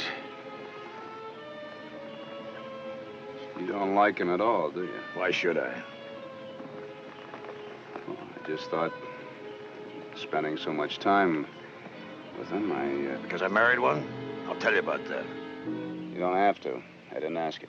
I'll tell you anyway. I'm not ashamed. When I took her, there wasn't a white woman within 1,000 miles. What lily-handed schoolgirl would agree to live the way I live out here? As long as you're both happy. Happy. That's something I don't know too much about. But she's plenty woman. She cooks good and she sews good. She takes good care of my place when I'm gone. She's content, and so am I.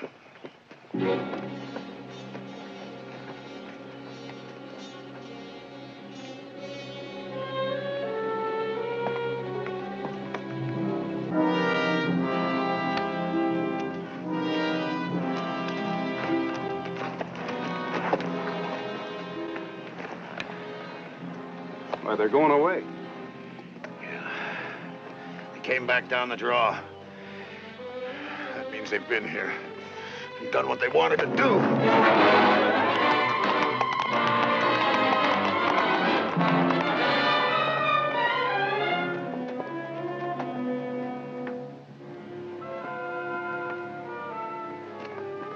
Everything. House, barns, everything.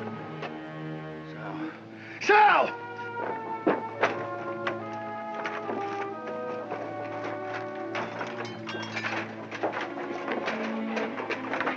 Sal! Here, Tom. Oh. Sal.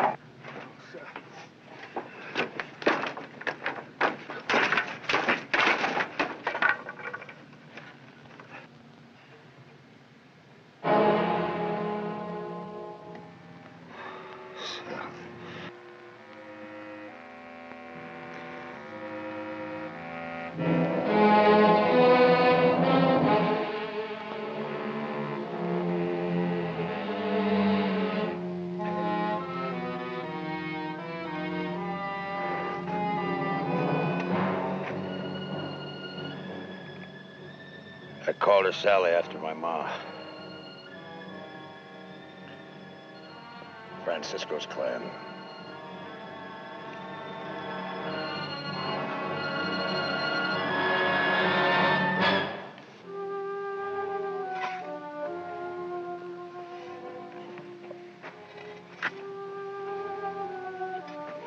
That won't mean anything to her, nor to me either. Well, at least it'll mark the grave until you can get a permanent one. Apaches don't mark their graves, they hide them. We'll run the horses over it. Suit yourself. Marshal, what are you going to do about this? It wouldn't do us much good to try and pick up the trail now. You couldn't catch them in 6 months of tracking. They're probably over the border already, headed for the Sierra Madre. Well, I'll notify the cavalry at Fort Buchanan. That'll do even less good. And I'll ask questions, try and find out what I can. Exactly who did it. No matter who did it, they were Apaches. That's enough. Not for the law, Tom. We've got to know exactly who. Now, look, I know how you feel, but you leave this to the cavalry. Or to me. Sure, Marshal. You ask your questions.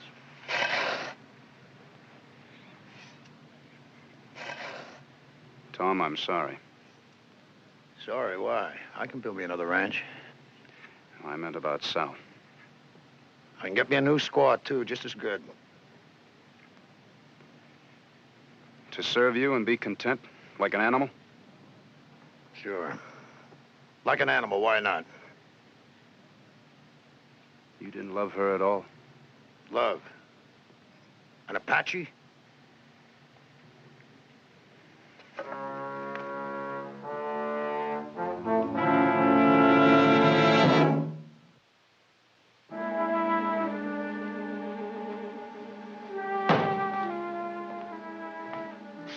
Where you going?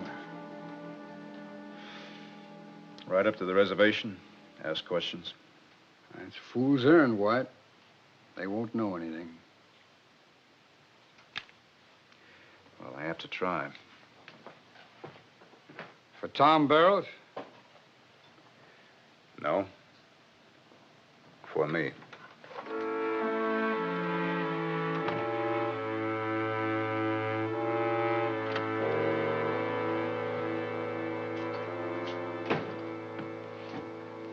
I sent for Taze.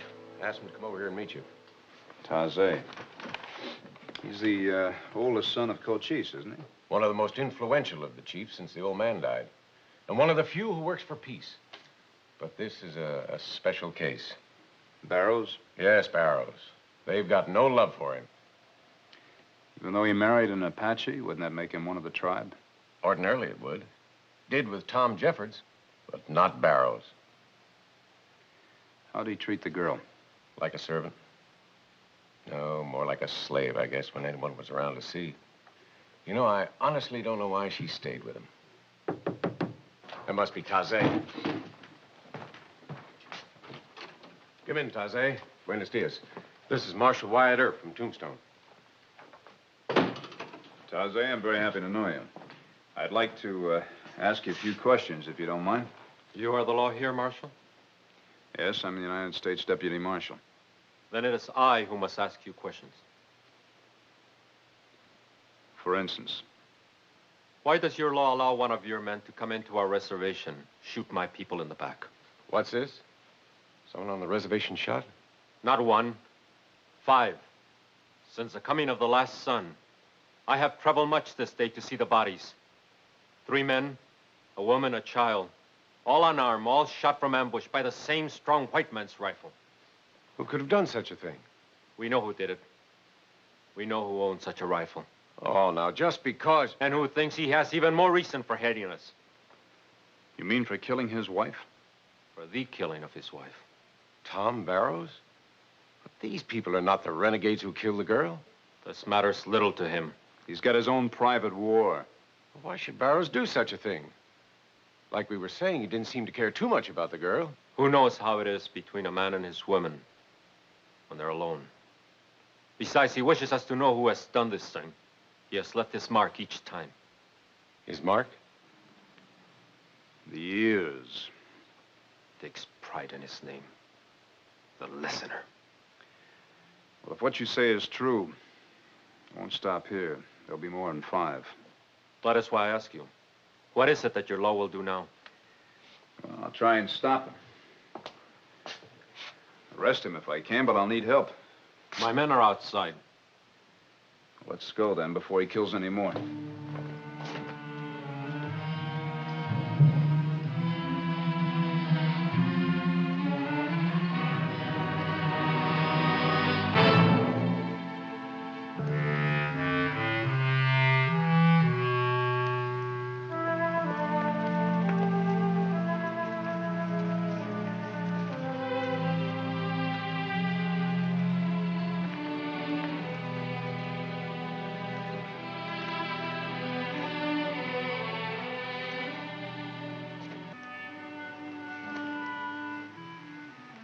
A year.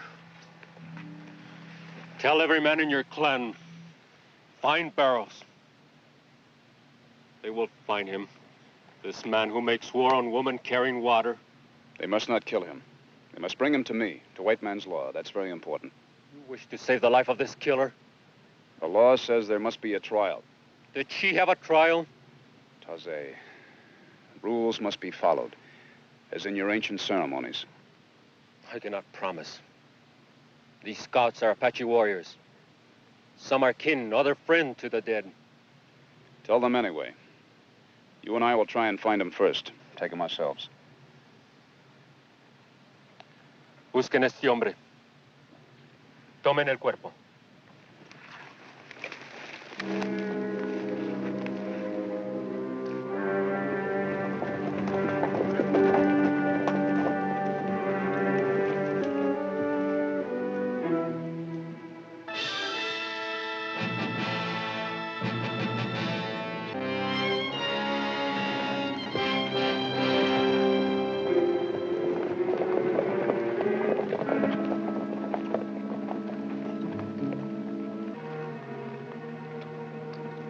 Taze.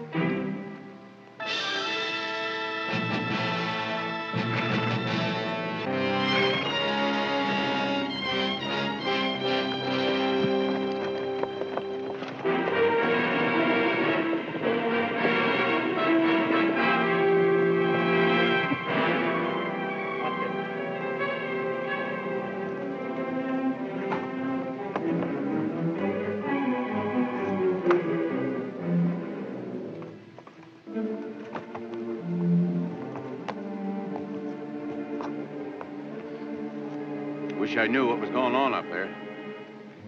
Taze isn't talking, but I think we're close. They got Barrows on the run, no doubt about that. He's probably trying to lose himself in these hills. That's a laugh. Why?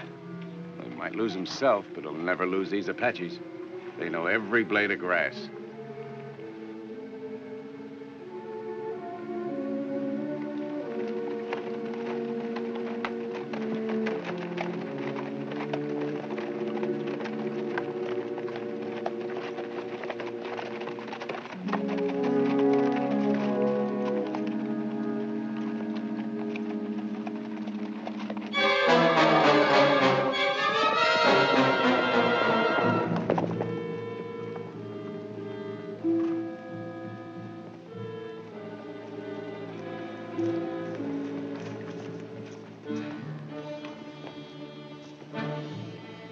These ears he didn't get. He must be close. Didn't have time. He's very close.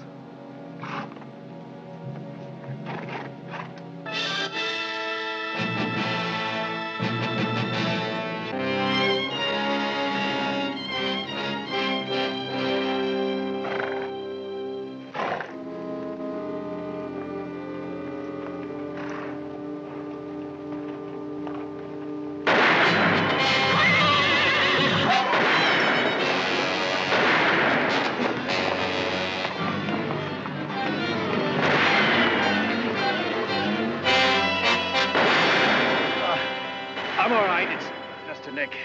Afraid it won't be much help to you now. I got plenty of help. Sure you're gonna be all right? Yeah. Go on.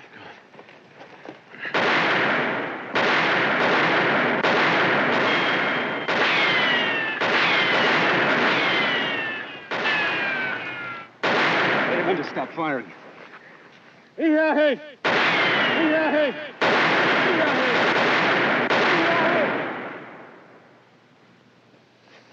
What is your plan?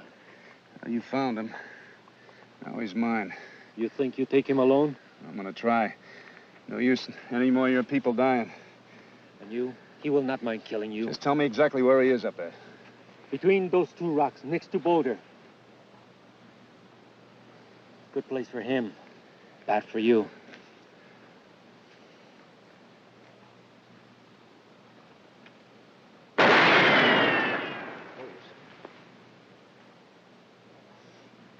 Barrows!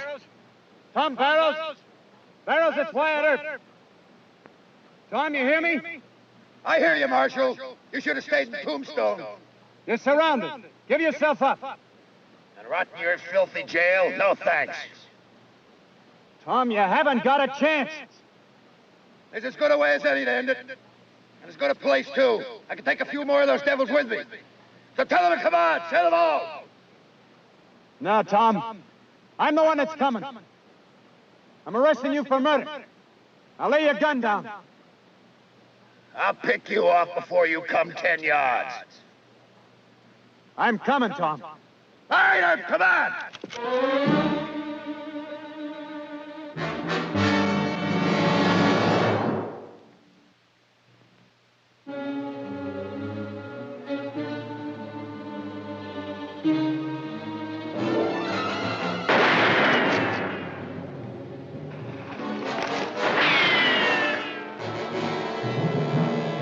All right, Herb. You want to be a fool? Come on. I'd just soon kill you as anybody.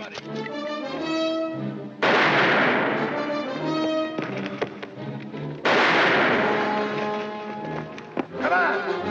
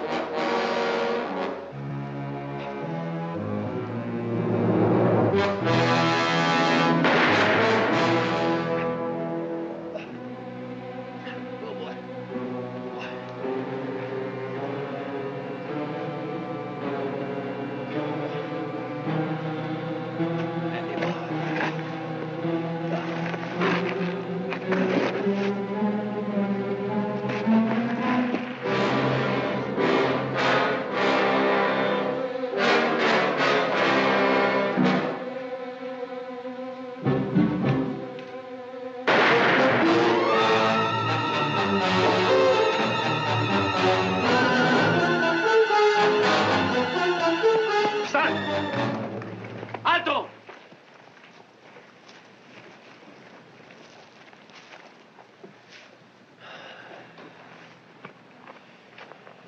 You made it. I'm sorry it had to be this way, Tom. Better this way than the rope. You knew it had to be one or the other, yet you did it. Why? Sal. But she said you didn't care for her. That you could find another squad just as good. I lied to you, Marshal. I loved her. I did. Go ahead and say it. Say what? What you're thinking. I'm only thinking I hope you said that to her sometimes.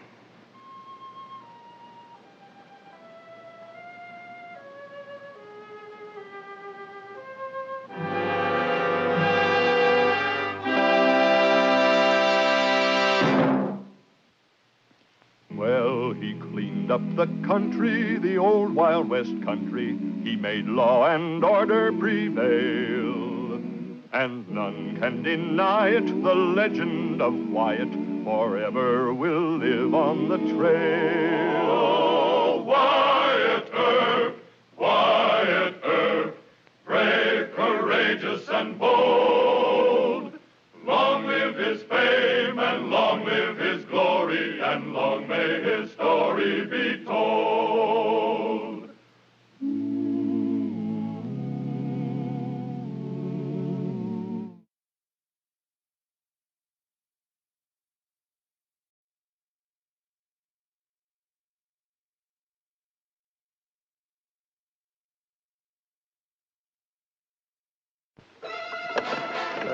We have a judge with us, huh?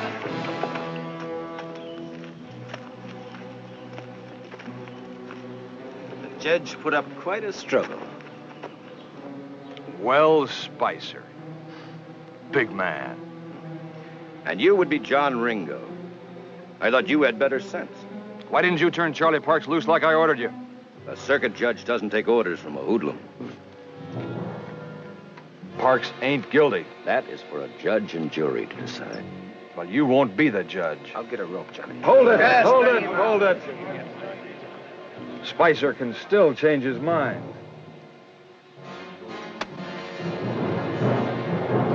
Sit down and think it over. Oh, Wyatt Earp, brave, courageous, and bold.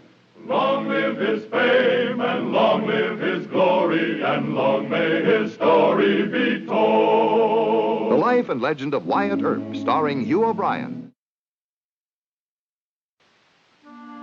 Judge Wells Spicer of Tombstone was generally regarded as the most fearless judge in Arizona territory. He backed Marshal Earp and the forces of law and order with complete disregard of his own safety.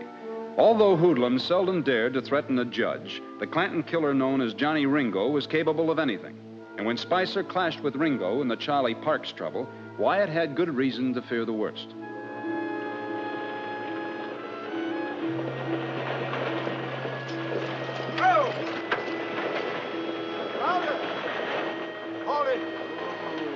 Forgot to fill my canteen.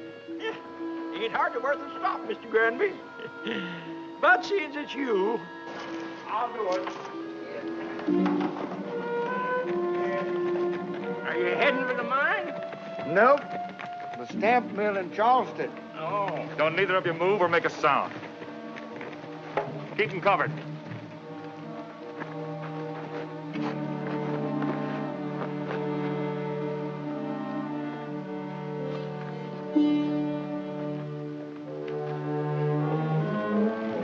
All right, Charlie, let's go.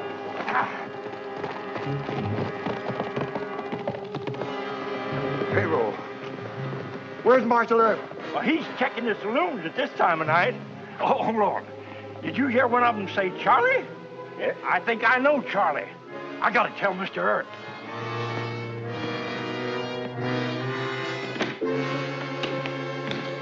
Are you certain it was Charlie Parks of the Clanton outfit? I swear it, Marshal. How about you, Mr. Granby? Well, he fit the description of Parks, but I don't know Parks. Both of these men wore masks. I'd take an oath it was Parks. Mr. Granby, you say you lost $4,500? Yep, in 10s and 20s. Oh, does your office have a number list on these bills? Well, we list about 1 in 10. Help a lot. Now, you tell me exactly what happened. Well, I was on my When I water saw wagon, and he Porter- wanted me to fill his canteen, and I got up and I went around back of the wagon, to fill the canteen, and a guy stepped out there with a gun that long right in my back, scared me to death. You've got to quit hanging around, Charlie.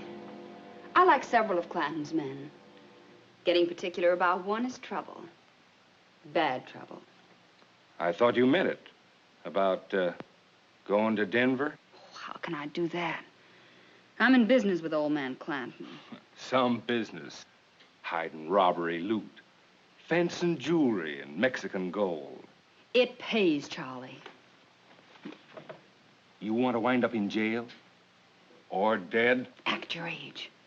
I can't run out, and you know it. I'll marry you. Huh. John Ringo is my first cousin. You say the word, John will talk to old man Clanton. Ask him to let you out. Ringo wouldn't let you marry me. Quick, in the other room. Just a moment.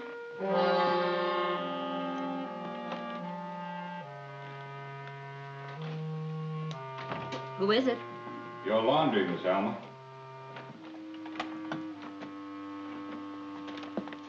Everything went fine.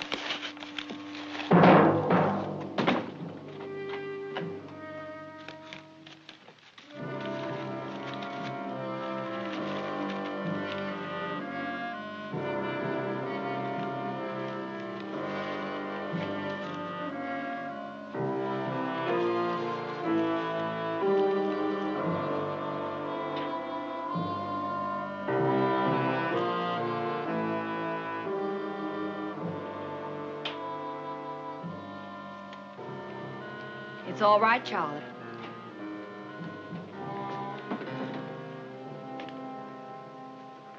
More loot? Don't act so shocked. You're not so pure. You help Ringo and Clanton steal cattle. Here, the 200 I owe you. I don't care about that. Take it. Now get out. But, Alma, honey. Don't honey me. I ain't sweet. Good night, Mr. Parks.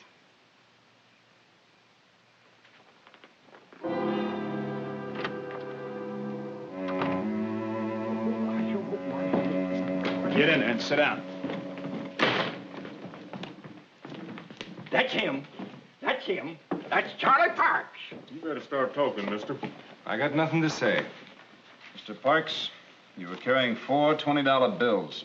They were taken from the robbery tonight. Where'd you get them? They blew down the street, and I picked him up. Johnny Ringo's my first cousin. He won't like this. Put him in there for the night, Mr. Gibbs. Come on, bud. Can you imagine that? $20 bills blowing down the street in Tombstone. And me up on a war wagon. Now, Ringo, got you hold of your temper. I'll get young Parks out and hire him a lawyer. Getting mad at Judge Spicer, that don't make sense. Charlie Parks wasn't in on that heist. Then Spicer will turn him loose. I ain't beholden to no judge. A man has to take up for his kinfolk. And I'm making sure Charlie don't get railroaded. I'm tired of nursing you, Johnny. You get in trouble this time, you get yourself out.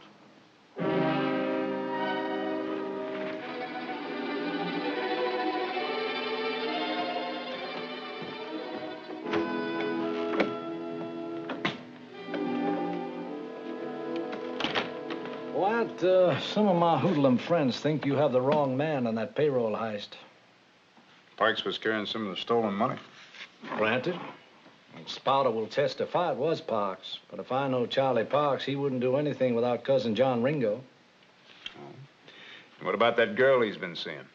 Well, if you're referring to Miss Alma Ross, the sweetheart of the Clantons, let me tell you, Wyatt, a drone like Charlie wouldn't aspire to the queen bee. And if he did, Ringo would stop him. You think Ringo will try to bust him out? Bound to, Wyatt, bound to. You better stay awake until Judge Spicer gets here. I may need you. All right.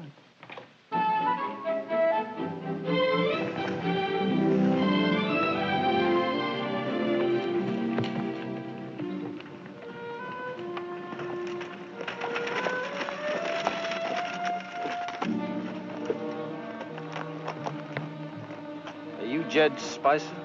That's right. Johnny Ringo will give me a message to give you. He says to turn Charlie Parks loose. Who's Charlie Parks? Turn him loose. That's all he said.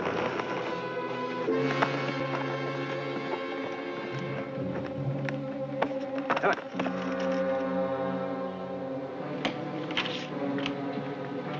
Where does Ringo think he's going to get threatening me? Sir, when Ringo loses his temper, he doesn't think. Well, bring in this Charlie Parks, huh? Yes, sir.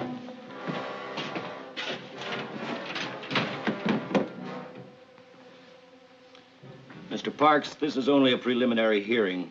You can plead guilty or not guilty or refuse to say anything at all. I'm not saying nothing. Very well. The court will set bail in the sum of $5,000. Do you have it? Marshal Earp, return the prisoner to jail. Yes, sir. This court is adjourned. Hold on.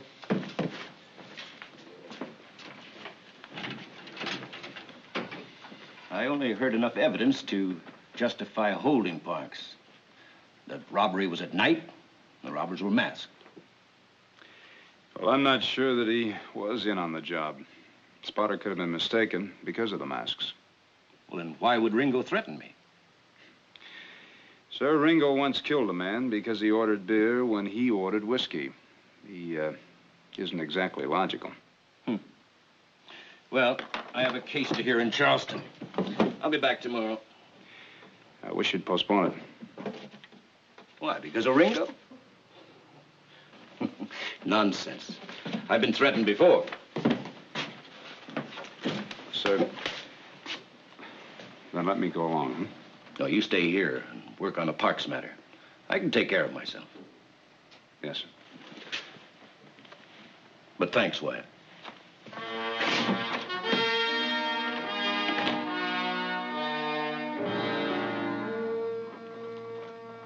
Well, there isn't any sense in arguing with Judge Spicer. We'll just have to trail him. Here.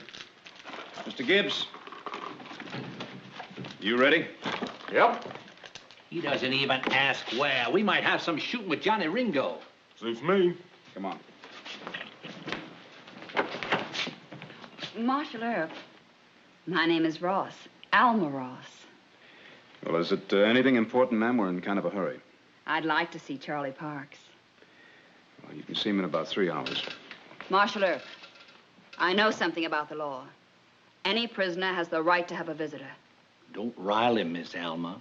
He's quite impervious to your charm or your scorn. If you come back later, you can see him then.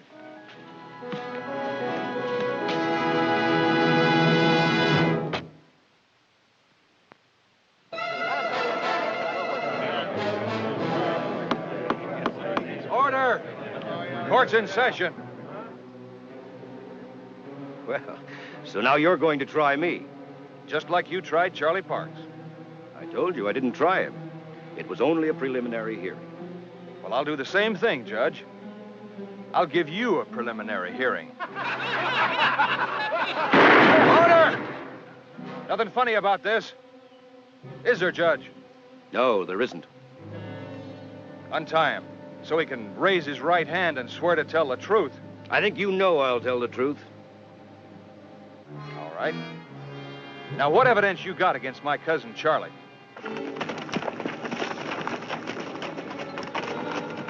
Well, they grabbed him here. Headed for Apache Rock. Come on. As I said, the evidence against Mr. Parks thus far is circumstantial. What does that mean? When Parks was arrested, he had 4 bills from the stolen payroll on him. He refused to explain them. Yeah, but who saw Charlie in that heist? There is an eyewitness, Ringo. But the bandits wore masks, and I'm not convinced he's right. Well, then you're holding Charlie just because of the money. Not altogether. Your message ordering me to turn him loose was conclusive. Huh? I mean that any orders coming from a hoodlum like you shows that something's rotten.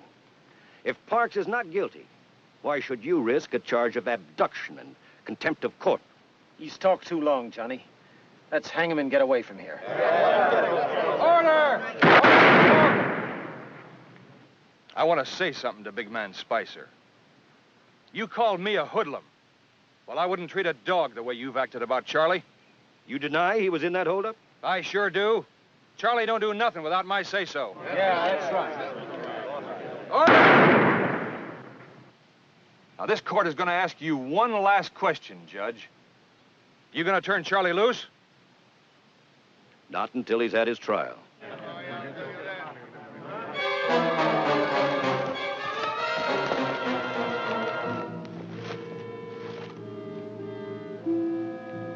I'll crease Ringo's skull, and we'll jump him. All right. I reckon I better pass sentence. Formal-like. Hold it! Throw down your guns. Unbuckle them.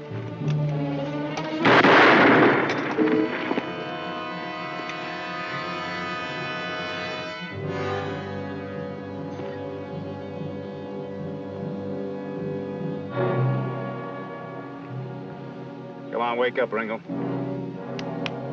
Wake up. Come on, wake up. Doc, give me a hand. We'll walk him around. You take care of them. Come on. Stand on your feet. I'm gonna gun Ringo for this. Oh, I claim priority. You'll do nothing of the sort. But he tried to kill you, sir. This man is guilty of abduction and contempt of court, but he can't be gunned for that. And what I say applies to you, Dr. Holliday. Holiday. It is, Doc. I'll shoot it out with any one of you. Sit down. He's a sweet character, ain't he? He says Parks is innocent, and he seems sincere in his reasoning. Sincere? Ringo? Judges, We save you from getting shot, and all you keep thinking about is justice for Charlie Parks. Ringo will get away with this attempt, sir. He'll demand a change of venue from your court. You'll have to grant it. That's right. One of them Clanton judges will acquit him for sure. That isn't the point. What is the point? Wyatt has a crime of armed robbery to solve. Now, if Parks goes to court, he could be convicted just because he's a hoodlum. Now, do you want that? No, sir. Well, then act like it. And you, Dr. Holliday, must I remind you that you once stood trial on a framed-up charge? I stand reproved, Your Honor. Very well. Now take these men to jail. There's time yet to work on the robbery. Yes, sir.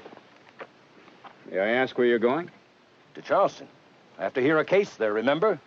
I'm more than an hour late now. Wyatt, I think maybe we better solve that payroll heist another way. You know, I think you're right. Come on.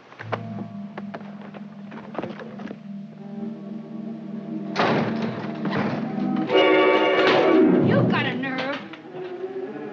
You going someplace, Miss Alma? Get out of here. I told you she'd try this, Wyatt. Miss Alma, you're under arrest. That's a laugh. Doc, you take her over there and sit her down. Mr. Gibson and I'll turn this place inside out. My pleasure. Shotgun, take that room.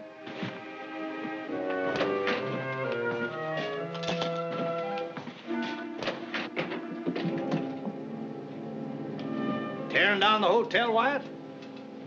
No. We have enough evidence now.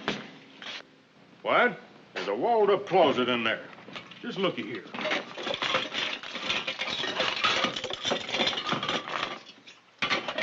And she had this in a hollered-out bedpost.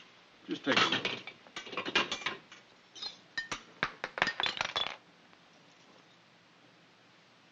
From Mexico, no doubt. All those jewels and you two? It's quite a treasure, Wyatt. Funny man. Miss Alma, did you plant those payroll banknotes on Charlie? What do you take me for? I owed Charlie $200 and I paid him. How did I know the mine kept the numbers? I don't suppose you'd care to tell us who pulled the robbery. You haven't proved anything. A young lady living in the middle of all these here stolen goods, worth thousands. I'll explain it all in court, Mr. John Law. Now, this is a story I simply must hear. Come on.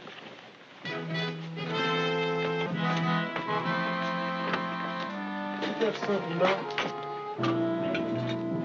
I warned Ringo plain to his face. Kidnapping a judge, threatening to hang him. Why, I never heard of such tomfoolery. All right. What do we do about it? That part's easy. We have him changed to one of our own judges. It's the girl I'm worried about. You mean Alma? Earp caught her red-handed. All kinds of stuff in her room. Well, pretty girl collects presents. Not robbery loot, Mr. Clanton. You just defend her, Baxter. That's what you paid for. You gonna let Spicer try her? He's a man, ain't he?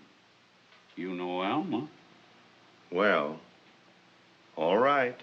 No slip-ups now. I need that gal. Best hand in the outfit comes to selling goods.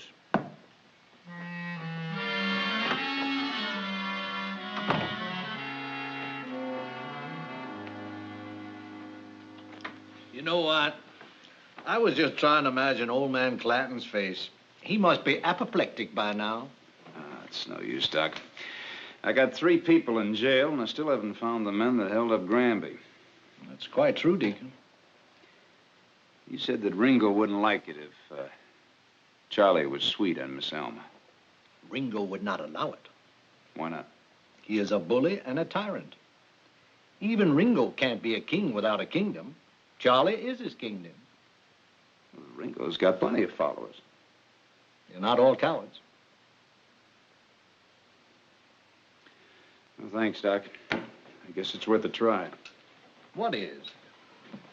Well, it's just a hunch. I'll let you know if it works out.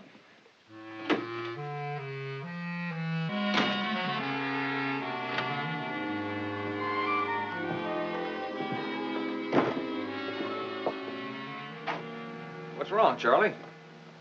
Alma cleared you. You're free. I made my bail. Cheer up. I can't. I'm worried about Alma. Ah, the old man will get her off. He'd better. I want to marry her. No.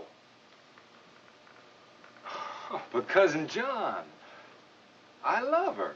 I said no. Get on your horse.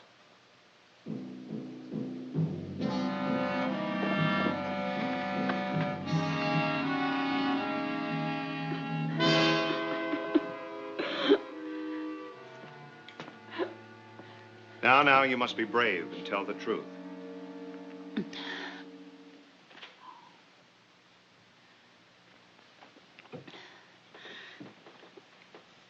was horrible. I thought the silver things were presents.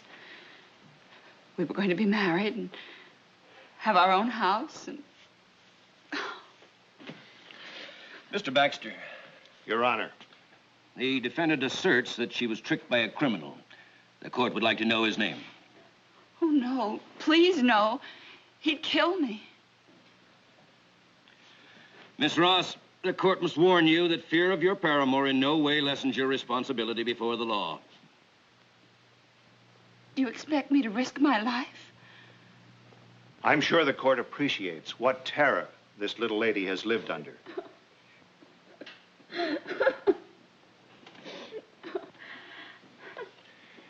If the court please, the defense rests. Very well. This court is adjourned till 10 a.m. tomorrow morning.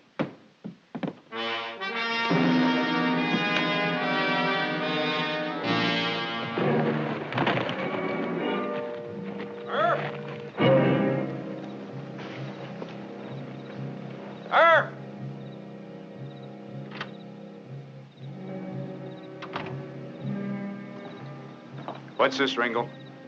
Them two pulled the robbery. Passed the stuff to Alma. She gets rid of it. Who for? Never mind that. I gave them knockout drops. They won't know how they got here. Fair enough. You tell Judge Spicer he's getting off lucky. He ought to be more careful.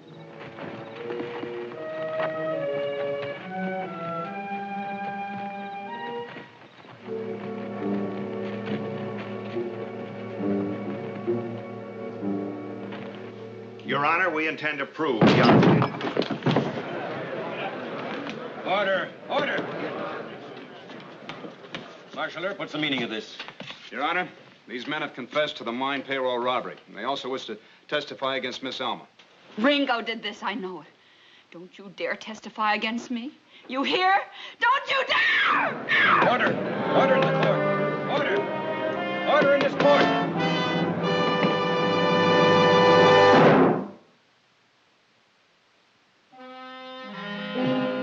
Mr. Brandt and Mr. Haley, you are sentenced to 5 years in prison for armed robbery. Miss Ross, you will serve 18 months in jail at Tucson. Marshal, remove the prisoners. Run out this way. Good work, Mr. Earp. Oh, Mr. Earp. Call John Ringo to the bench. Ringo? Come on up here. You want me to come and get you?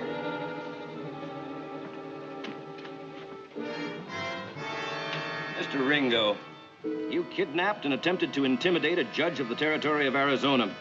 You will be charged and tried for your crime in a higher court at Prescott. You will have a chance there to explain your actions, if you can, to a federal judge. I just came in here to watch the trial. You can't do this to me. I already have, Mr. Ringo. This court is adjourned.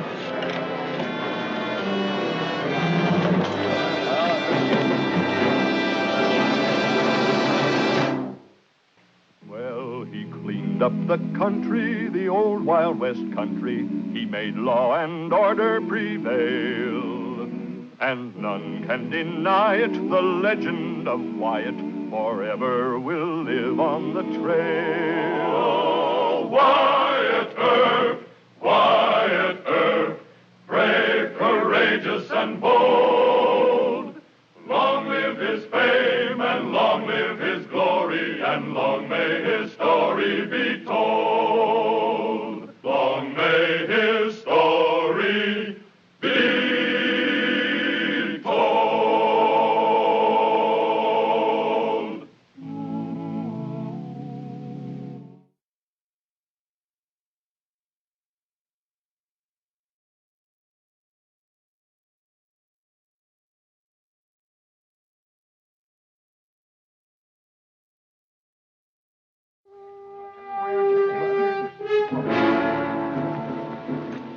Doc, good. Who is it? Poor Burke Simpson, rest his soul. There was no need to bother you, Marshal. My friend died of natural causes. What natural causes? Too much liquor and a weak heart, I'm afraid. Probably. Over here.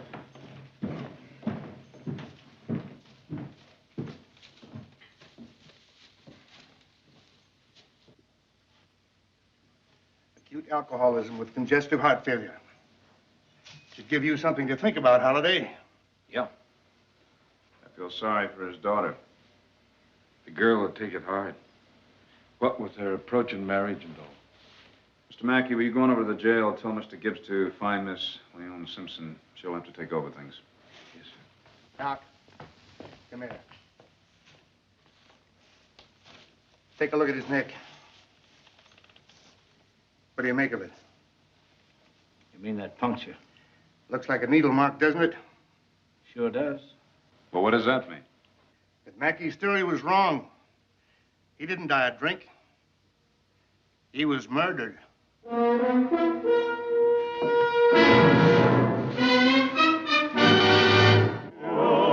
Wyatt Earp, brave, courageous, and bold. Long live his fame, and long live his glory, and long may his story be told. The Life and Legend of Wyatt Earp, starring Hugh O'Brien. In the Tombstone, Arizona of 1881, murder was not one of the subtle arts. The usual murder victim was either shot or stabbed in the back. But Tombstone had one killer who devised a different technique, and it was up to Marshal Earp to catch this wily criminal before he himself became a victim. You think that old man Simpson was poisoned? If you want to poison a man, you don't have to use a needle. Then what was the needle for? He put air into an artery or a vein with it. That's what Dr. Goodfellow says. What would that do? Well, the victim was dead in about 1 minute. Doctor, your post-mortem showing it? Yes. My theory was right. The air bubble caused a block in circulation and death. I wonder why the murderer chose such a complicated way. To fool Wyatt into thinking that death was a natural one? Well, whoever it was went to an awful lot of trouble for nothing. He's already made his first mistake. He'll make another. That's right. They generally do. Do you have anything to go on, Wyatt? Just that Mr. Simpson didn't care for the young man that was courting his daughter. Well, it's a lead for what it's worth.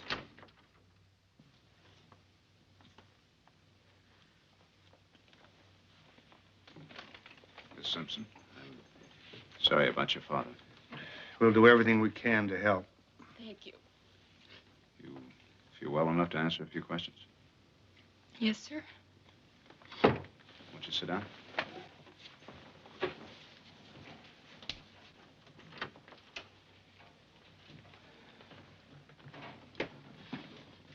I understand you're engaged to Mr. Hal Babcock, the foreman of the Bonanza mine. Did your father like him? No. But Hal understood. Papa wasn't himself. He was drinking a lot, you know. Did your father ever threaten him? Please, Marshal. I can't talk anymore now. All right. Come on, I'll have Mr. Gibbs take you.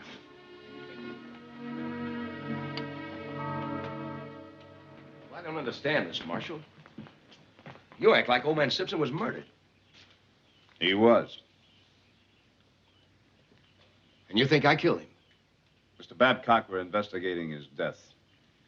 Now, let's take a look inside, shall we?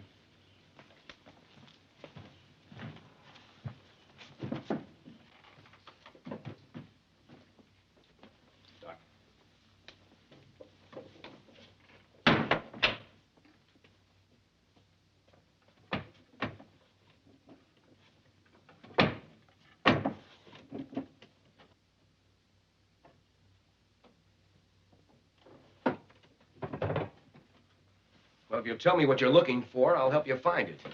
I don't own a gun. There's a knife in that drawer. There's an axe over here. There's some rope outside.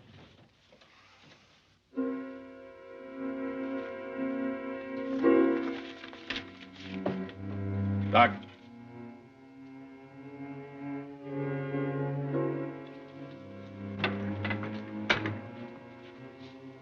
It's been cleaned with alcohol. Where'd you get it? I never saw that thing before. And how did it get in your trunk? Well, I don't know. It's not mine. Wait a minute. Has that got something to do with Mr. Simpson's death? Where were you last night, Mr. Babcock? I don't have to tell you that. I said, where were you? I don't have to tell you anything, and I won't. All right, then you're under arrest.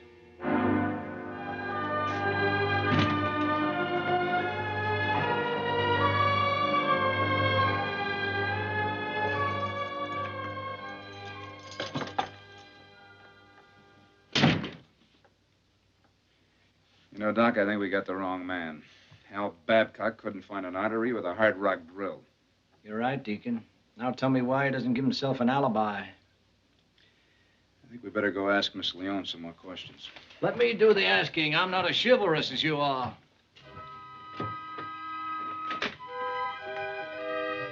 Miss Leon, do you know you have quite a reputation in Tombstone? I do? Mm-hmm. What do you mean? In the last year, you've had more dates and men calling on you than any 3 women in the county. I suppose I have. Oh, there are quite a few theories about your popularity. Perhaps you have one of your own? What are you trying to say, Dr. Holliday? That people gossip about you. You mean they think I'm bad? Are they wrong? They most certainly are, and so are you. Now, will you please get out of my house? I'm sorry, Miss Lerner. I'm sure the doc didn't mean any offense. Well, I'm sure he did. I have nothing more to say, Marshal. That isn't going to help Babcock much. Help him? Mr. Babcock isn't being too cooperative. He won't tell us where he was last night. Last night? You mean you think he killed my father? Can you tell us where he was? He was with me. Well, now, why didn't he tell us that? I don't know. Miss Leon, who were the other men before you became engaged? Ease off, Doc. Miss Leon, I think you need some rest. You've been under quite a strain. We'll leave you now. Thank you. Goodbye. Doc?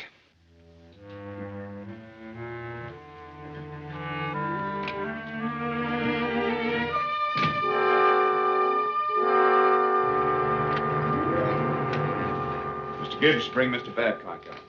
Yes, sir. Doc, you find out who bought this hypodermic. Check with Dr. Goodfellow and then the drugstore. What about that girl? You stay away from her. I'll handle it my own way.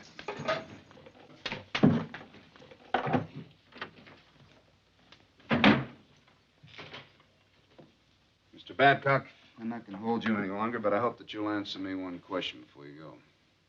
Well, that depends on what it is. I want to know the names of the other men who courted Miss Leon Simpson. I can't answer that, Marshal. Why not? Well, let's say I have plans. What kind of plans? I might even solve the murder for you. Oh? Somebody put that hypodermic needle in my trunk, figuring you'd find it and arrest me. You realize, don't you, that whoever killed Mr. Simpson is very dangerous? I'll be real careful. Mr. Babcock, at least you've been warned. Thank you.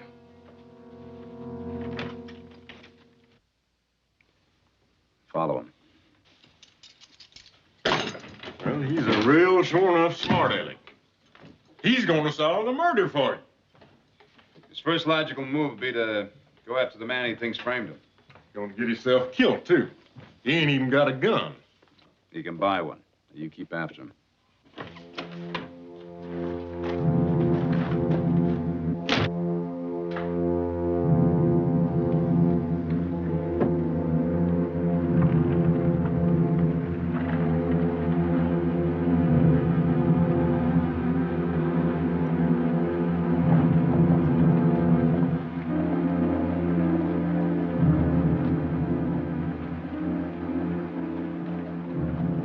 bad about old man Simpson. I understand he got some bad liquor. Yeah, they didn't get it in here.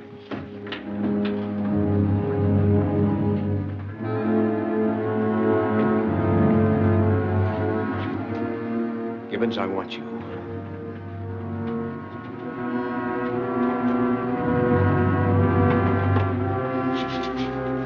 Turn around. I said turn around.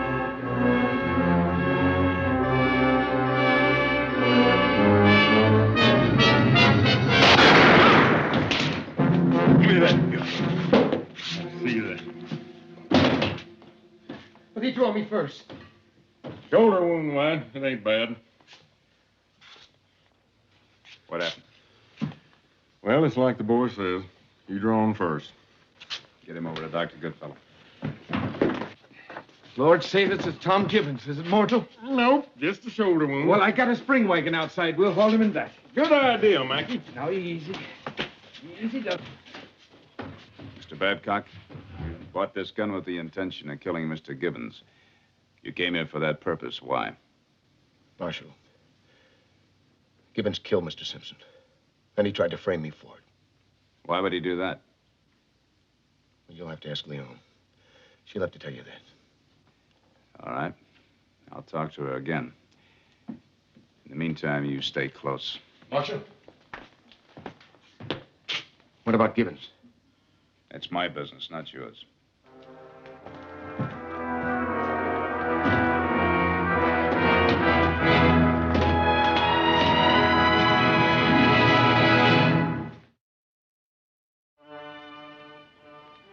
Sure Hal's all right. Not a scratch on him. But he may be prosecuted for assault. Because he shot Mr. Gibbons? Well, that's unfair. Why? Well, he was jealous of Hal. Mr. Gibbons used to call on me until my father put a stop to it. Now, why didn't you tell me that earlier today? I didn't think it mattered. Your father ever threatened Mr. Gibbons? When Papa had too much to drink, he threatened everybody who even came near me. Papa didn't trust people. He was just terrible to everyone. Terrible? Yes, he'd shout and yell, and I'd just chase them all away. I hated him for it. Why was he so violent about it? I don't know. I suppose it's because he was afraid I'd get married. Since Mama died, he never wanted to be alone. He didn't want me to leave home. I see. I talked to Mr. Mackey about it. Stable man? Papa liked him. He tried to make him understand, but it just didn't work. Mr. Mackey was my only friend for a long time. What about your fiancé, Hal Babcock? Did your father threaten him, too? Hal was the only one Papa couldn't run off. He used to come right up to the house. Papa didn't like that either. Told Hal straight out he'd kill him. Thank you. Marshal, are you going to arrest Hal? No. Hi, Doc. What? I heard young Babcock shot Tom Gibbons. He thinks Gibbons murdered Leon's father and tried to put the blame on him. Plausible. But you don't believe it either. There was bad blood between Gibbons and Babcock. Dr. Goodfellow isn't missing a syringe, and the druggist hasn't sold one lately.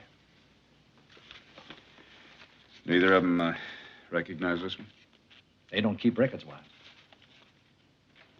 Now, let's go on over and talk to Mr. Gibbons. Hello, Doc. What? Where's Mr. Gibbons? In the hospital room. Can we see him? Well, he's pretty weak. He's lost a lot of blood, but I don't see why not. Don't stay too long.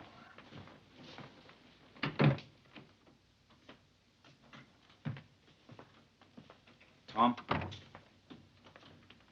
Tom.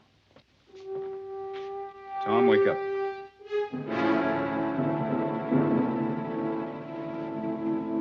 Dr. Goodfellow. Dr. Goodfellow.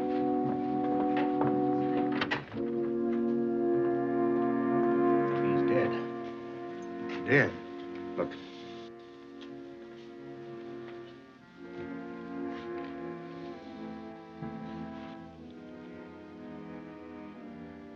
It's the same technique, Wyatt. That's what I thought. I want a post-mortem. I could use your help.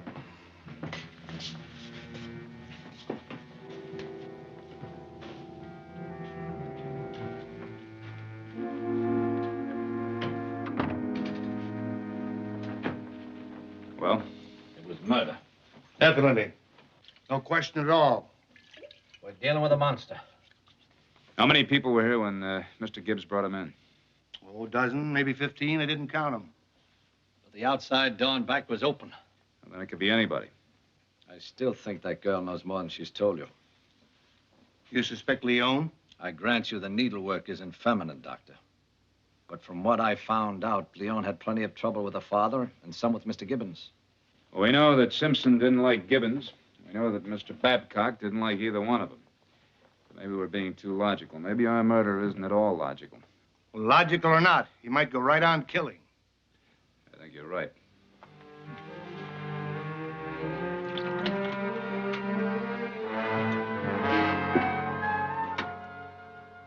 Now, Miss Leon, I want the name of every man who ever called on you. I thought you were my friend. Look, your father is dead, and now Mr. Gibbons is dead. Hal could be next, and then you, and then one of those other men. Or one of us, why? Mr. Mackey. I heard you was here. Now, what's happening here? Mr. Mackey, they want to know the names of everyone who came to see me. Now, Leon. Marshal Earp's just doing what we pay him to do. I can't help that. There's enough gossip already. And Hal won't like it either. He'll get jealous. Now, what's he got to be jealous about? Heh. He knew plenty of girls before he met you. I don't intend to make the names public. Now, you've done nothing disgraceful. Now, you just step right up. You tell Marshal Earp whatever he wants to know. All right, I'll write the names down. Good girl. Here's pencil and paper. Hey, by the way, Mr. Mackey, you're, sort of a horse doctor, aren't you? Well, there's considerable difference of opinion on that. Of course, I can drench a horse or fix a saddle sore, but... Did you ever use a hypodermic needle? Me? What for? Mr. Simpson died in your stable last night, and today you took Mr. Gibbons over to Dr. Goodfellow's in your wagon. And you were still there when I left to find Wyatt. You seem awfully friendly with everybody. Well, Burke Simpson and Tom Gibbons were friends of mine. What is this, anyway? You're joshing me, huh, Marshal? No. You had the opportunity. To kill two good friends of mine. Now, what would I want to do that for? Nobody said you done it. Well, I don't even know how they died. Doc here said something about a hyposyringe. Not a syringe. I said needle. Well, it's the same thing, ain't it? Did Burke and Tom die of poisoning, you think? Here are the names. Thank you. Is even Mr. Mackey suspected? Well, it kind of looks that way, child. Now, if you're aiming to put me under arrest, Marshal, I would appreciate it if you'd give me time to do my night feeding and bedding down first. Marshal Earp, this is ridiculous. First Hal and now Mr. Mackey. Why is it ridiculous? Mr. Mackey was the only friend Papa had or even trusted. He was Papa's friend. Now, don't trial the law, darling. All I'm asking is a chance to feed my horses and hire a relief man. I won't keep you, Mr. Mackey. Now, you're being real sensible, Marshal. Come along, Leon. I'll take you home.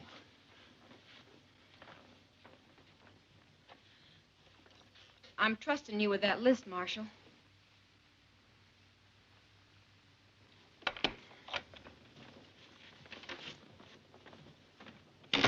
Well, sir, it's a mighty fidgeting puzzle. What? It could have been Mackey. Yeah, he made one slip. Said syringe instead of needle. That means he knows something about hypodermics. And it was too innocent the way he asked about that poison. But why would he want to kill them fellers? Looks more to me like Babcock done it. There's that girl, too, Gibbs. Yeah, that's the point.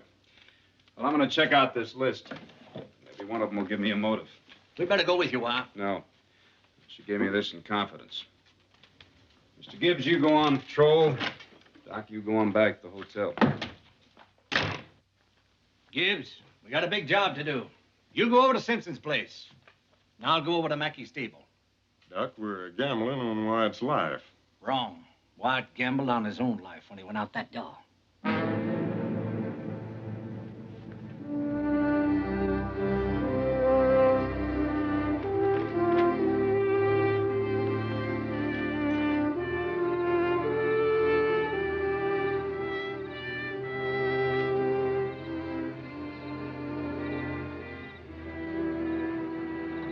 Mr. Gray, Mr. Jack Gray. That's right. Did I do something wrong, Marshal? I'm trying to get some information on Mr. Mackey, the stableman. Oh? When you and Miss Leone were seeing each other, did anything happen that involved Mr. Mackey? Yes, it did. He talked Leone's father out of shooting at me. Mr. Mackey and Mr. Simpson were friends? Oh, sure. They got drunk together almost every night. How about Mr. Mackey and Mr. Gibbons? They're very good friends, as far as I know, Marshal. Mr. Mackey's friends with everybody.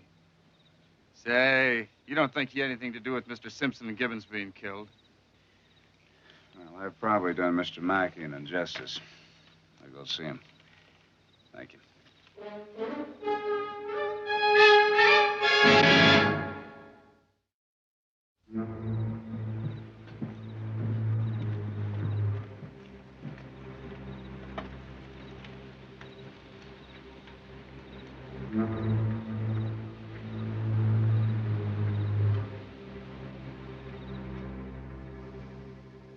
Mr. Mackey?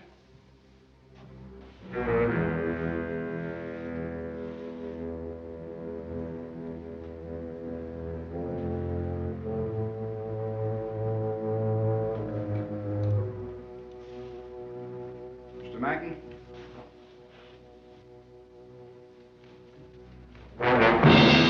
Just take it easy and keep your mouth shut. That's right. Drop it on the floor. Take your finger off the trigger. That's right. Just easy. That's right. Now the other one. Where I can see, if you don't mind. Easy now. That's right.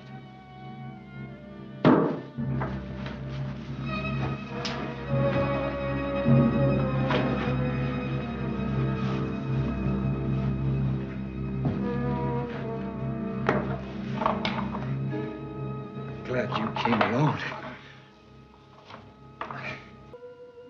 But he didn't, did he? Now hold still.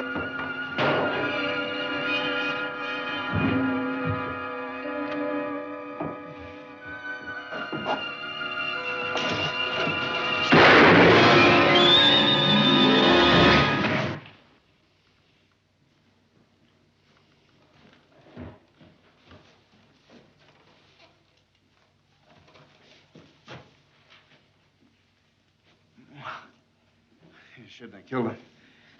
Nonsense. I did him a favor. He would have resented being hanged. Well, he cleaned up the country, the old Wild West country. He made law and order prevail. And none can deny it, the legend of Wyatt forever will live on the trail. Oh, Wyatt Earp, brave, courageous, and bold. Long live his fame, and long live his glory, and long may his story be told. Long may his story be told.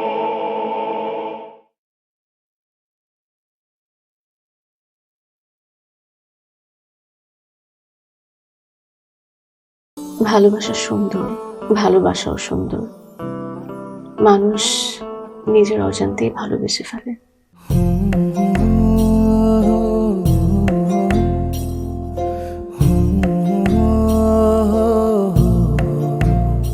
আমারও মনে হয় কি জানেন, আপনার মতো জানাশোনা কাউকে না আমার বিয়ে করা উচিত।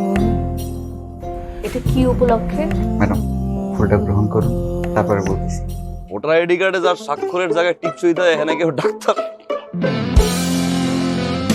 এই দুইজনের মধ্যে যে আগে ম্যাডামের মন জয় করতে পারবে ম্যাডাম তার।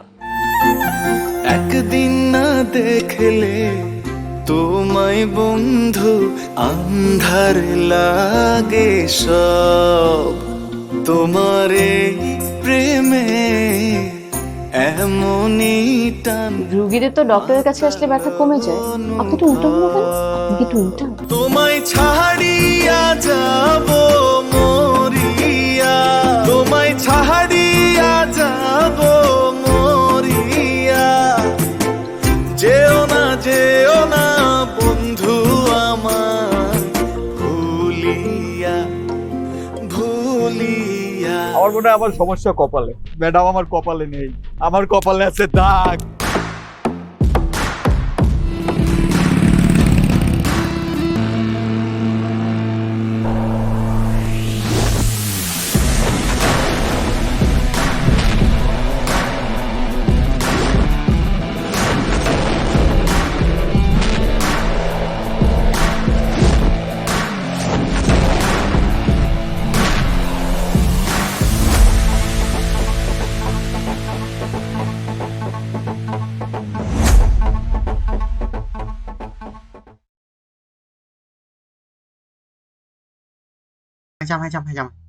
hai trăm láp win perfect sai lần giống em chợ suy nghĩ cái chứ cho ngay có tài hiệu 210 láp với 2 tỷ 2 triệu một lần, có chờ nhầm ôi không còn 100 để bớt 6 15 cái lại sửa binh chỉ linh ấy bay một chỉ linh điên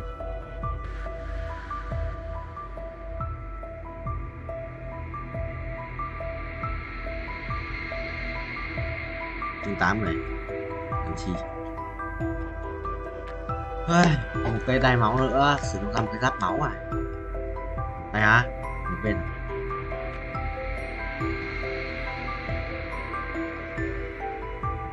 anh không có như em nghĩ.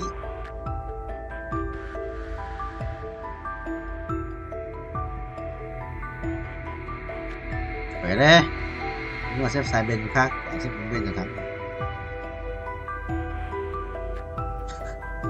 Vậy đấy chuyện đấy, đúng là 2 mạng nữa. Chuyện này cái này 33 triệu start rồi, tiền cái chứ. Ngon, vừa lên 8 đất và 8 điểm thì có ra xét này, không muốn đâu. Cái này chọn hơn đấy.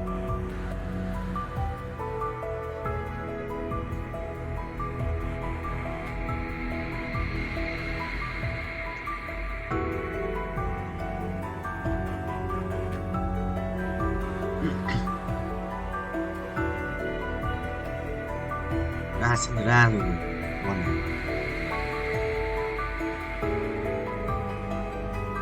tôi xếp tiền lên 30 tiền nữa nhanh không cái là xong giao chim rồi đủ tiền và cái nó nhảy đá gì đó cũng quên ra được nó lại quay nhiều lên ngoài mắt ngoài anh giờ thầm trong mắt rồi có biết không anh em tôi lấy cái nguy sao mà lắm mắt người ta sao người xuống rồi lắp con sinh ra và xong là 57 nghìn sinh viên con cái có ăn đâu còn bà sinh viên cũng xanh rồi quỷ à mới thua thì ai người đánh hay đấy.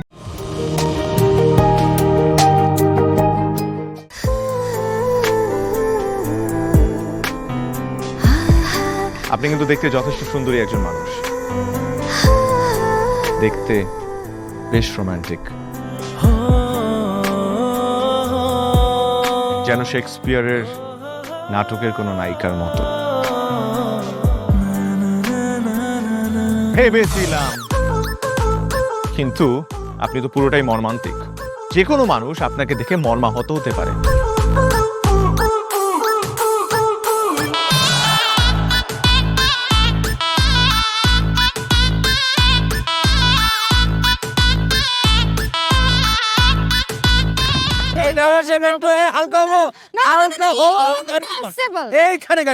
আমার হালকা হতে 1 মাস সময় লেগেছে।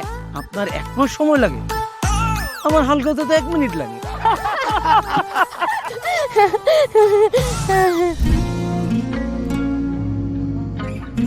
আমার কাছে মনে হয় জীবনসঙ্গী এমন হওয়া উচিত যার সাথে আপনি প্রতিটা মুহূর্ত উপভোগ করতে পারবেন, সারাক্ষণ খুনসুটিতে মেতে থাকতে পারবেন এবং তার মনে এমনভাবে বসবাস করবেন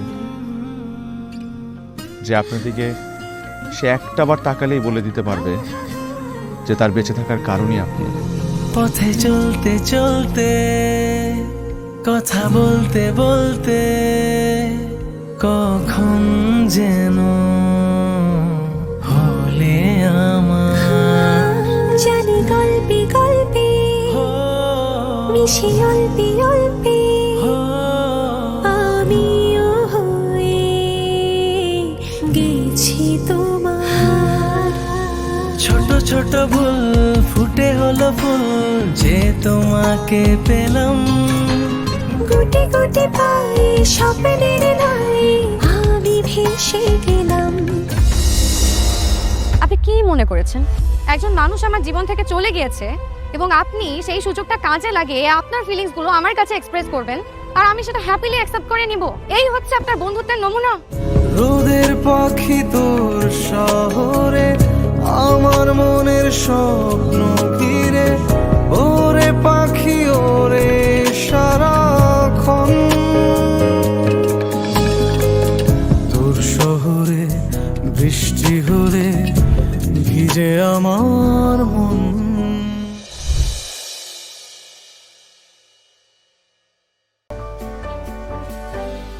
Lắp bằng số phát chết át thì mày qua là bạn góc kia chưa? Mày đi, mày đi, Vũ Thắng. Đi gì? Đây rồi, đến được giao dòng rồi. Có kiếm đồ xanh. Tốc độ cao vậy thôi, 430.000 quay thì số tốc độ cao ấy. Khiếp 3 thằng tốc độ cao đua nhau à? Anh sắp dừng rồi, anh sắp đến giới hạn. Tật phí đây. Đua nhau rồi chứ nhỉ? Sao mình nhường lên nhỉ? Đấy 415 này. Kỷ lục mới à? 20 này. Rồi new record. Bảo mà tận 430 quay. Kỷ lục mới tận 430 sửa có ai vượt qua được. Có tiền à? Đây add 2. Rồi đây.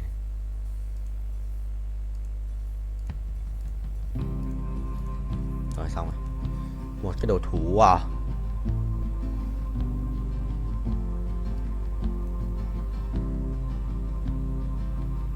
Thôi thủ tượng đi. Nếu có đồ. Thế rồi. Hết rồi. Xì cái xa này. Kéo dài. Giờ còn ID cút lắm ạ. Rồi. Không phải thằng này. ID cầm cái cút. Thằng một con là 2 ạ. Add 2 không sao. Vừa đây add 1 sợ điết. Hay thằng Oan gửi đồ à? Không sao, mình có hai bên 2 thú tượng mà. Uầy, set nhảy được ấy nhở? Set 1 ạ. Hỏng rồi, thua thì đéo được. Set vẫn sống mà. Chưa hiểu. Rồi, mình sợ gặp thằng này cút luôn quá. Nếu mà giết được nó gặp nó sẽ cút luôn. Khỏe đi. Chịu rồi. Đánh bài 5, đánh bài xong đấu Long Vương. Sửa khỏe vãi, anh đâu đánh được. Anh có thằng anh thua luôn. Đi lao 3 hoặc là set 2 thì còn có cơ hội. Thấy là thật. Rồi cộng 10 perfect cho tao.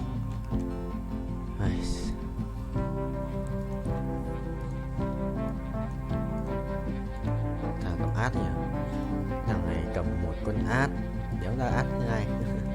Cười rất chịu. Ngon thì lớt à? Anh đặt đi lao 3. Rồi gặp thằng này rồi.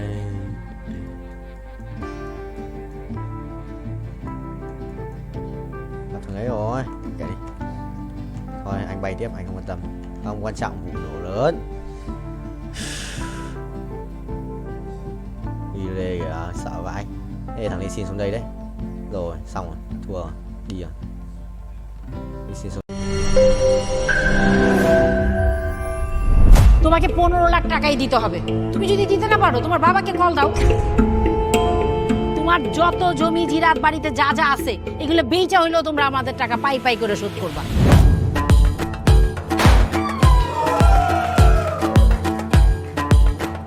একটা ব্যাপার কি খেয়াল করছো? শহরে কিন্তু দুইটা রূপ, রাতের এক রূপ, দিনের আর এক। বেঁধেছি ঘর হৃদয়ের পর গাঢ় সবুজ ওই গহীন বনে। আরে ব্রো, সবসময় চিল থাকতে হবে, কিচ্ছু মাথায় নেওয়া যাবে না। ভালোবাসা হচ্ছে একজন আরেকজনের উপর ভরসা করে, একজন আরেকজনের হাতের উপর হাত রেখে এই জীবনটা কাটিয়ে দেয়। কিছু মানুষ এই রাত জেগে থাকে আর টাকার বিনিময়ে সুখ খুঁজে। বসুন। এখন তো সিরিয়াস হওয়া উচিত, তাই না? আমি তো কোথাও যাচ্ছি না পার্টি করতে। তুমি কেন যাচ্ছ? কেন বন্ধ করতে পারতেছো না বলো তো?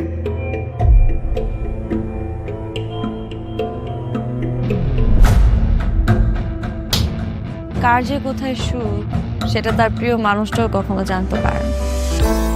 পাশাপাশি তবু যাচ্ছি বিপরীতে, কাছাকাছি তবু যাচ্ছি বহু দূরে। Hi, you look good. Thank you.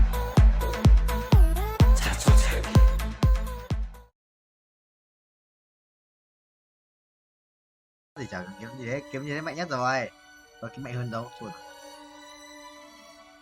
Vì mất đến mắc cuối thì mất được. Mắc theo heo ấy. Xong mắc theo heo thì mất. Kiếm mạnh nhất rồi. Kiếm mạnh nhất rồi còn đâu. Đéo kiếm mạnh hơn. Kiếm mạnh nhất rồi còn đâu.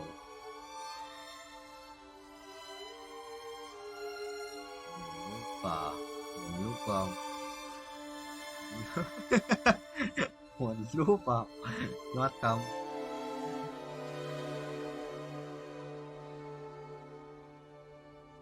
Hôm nay anh chán quá, anh định không đi học cô cũ. Không, anh chán không đi học đâu. Không, phải xin thầy trước xong rồi bảo là cho em xin phép vào học online, tham gia lớp online để cho vào. Suy nghĩ ấy. Đuổi anh danh ra huyết top 6 rồi. Nhưng mà không được. Bởi buổi chợ thì anh xem lại xem là hôm nay buổi chợ cái đéo vậy đấy. Chợ gì? Anh xem buổi chợ cái gì? Thằng Tuấn không nghe đâu, nó tắt nghe mà nào. Đâu? Rồi, đuổi em vào.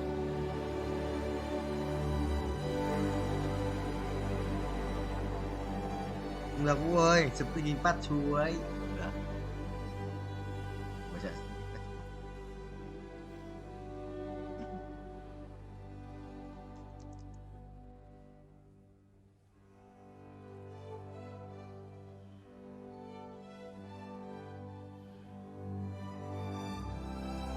đi bắt chú.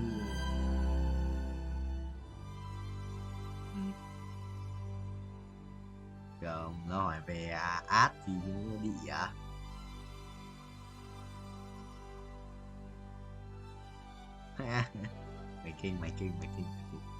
mày kinh.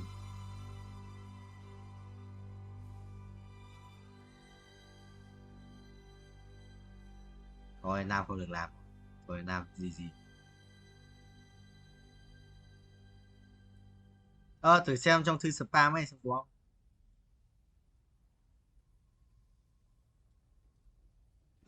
Thấy chưa, thầy bảo cái chú lỏ đây, cái chú lỏ điên.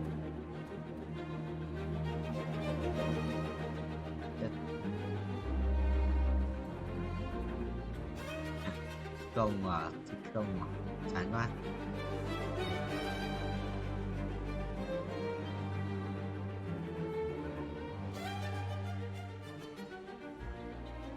Không thành Anh tưởng là anh tưởng Phùng Thanh Độ cơ. Và Phùng Thanh Độ.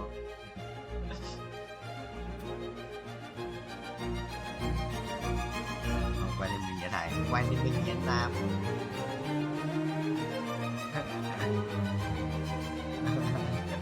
Bú tiền rồi.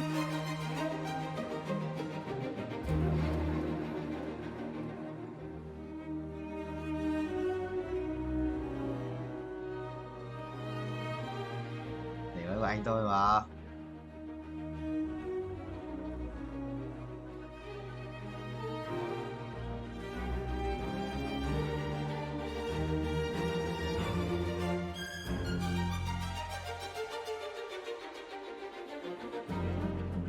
Mấy khoang áo à? À, điên à, cái thằng này quay còn dài hơn cái thằng này còn quay còn dài hơn cái thằng đầu tiên quay cùng anh cơ. Thằng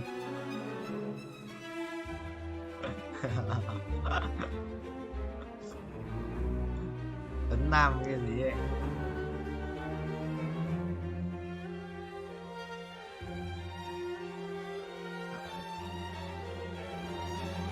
Không bị vết là xong rồi.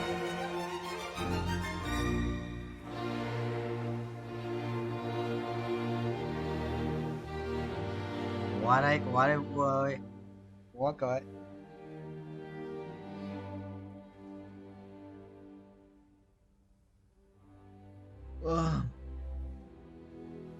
Tập tới sau đấy bị đau đúng không? Nó xong ngủ dậy. Rồi xong ngủ dậy không bị đau.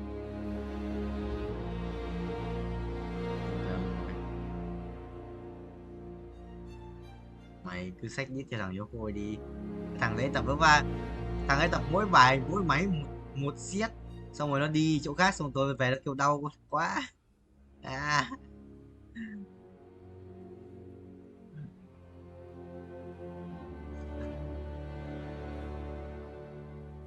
Mày nhót. Mày cứ đi thằng Yoko ấy. Ơ kìa. Không phải.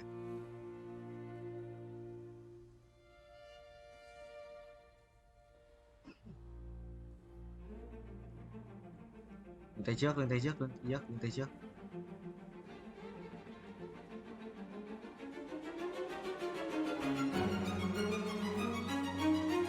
Mày bỏ là lưng tay sau bởi vì mày thấy lưng cả tay sau đó là sau phải không?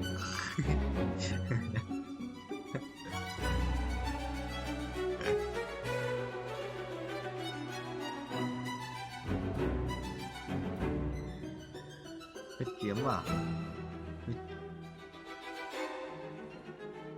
Mày kinh. Gà đen à?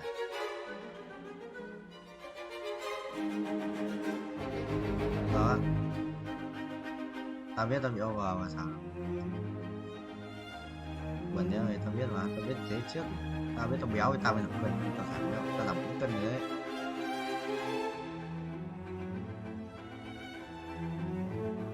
Nhầm không phải, nhầm vậy.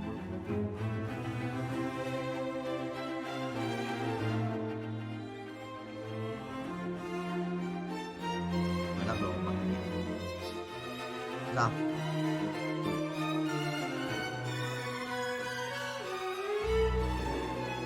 À. Vì mất thì danh hiệu của đéo gì nhỉ? Danh hiệu đâu mày? Daily tôi có tời heo, mai sẽ được một con OP tiếp à? Danh hiệu ở đâu đâu? Sai sổ à? À đây đây. Mua S 252 block 9.000 block, coi 3 tỷ 2. Anh Quỷ Vương với lobby nè.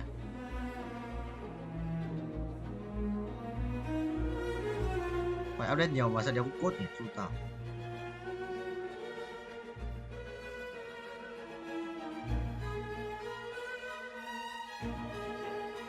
Cái gì? SMM. Đi qua mẹ mày. Đi qua mẹ.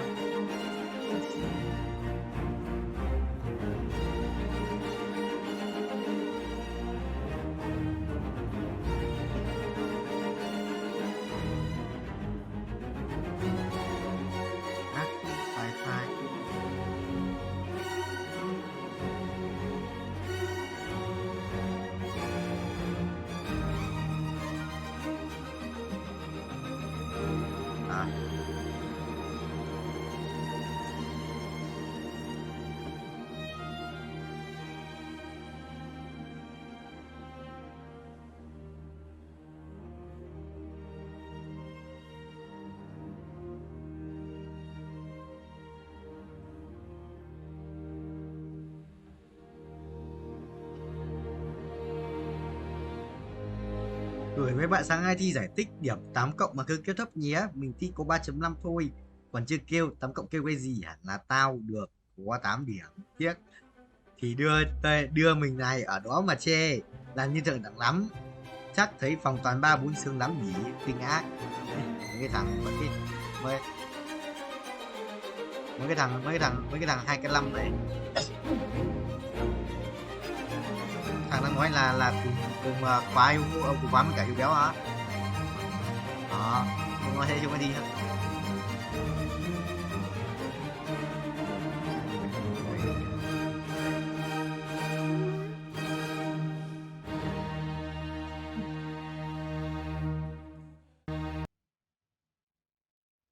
Sao Vũ thì anh nói bị dính nhà ám với Trình Nam? Không sao, để thầy tắt với thằng này.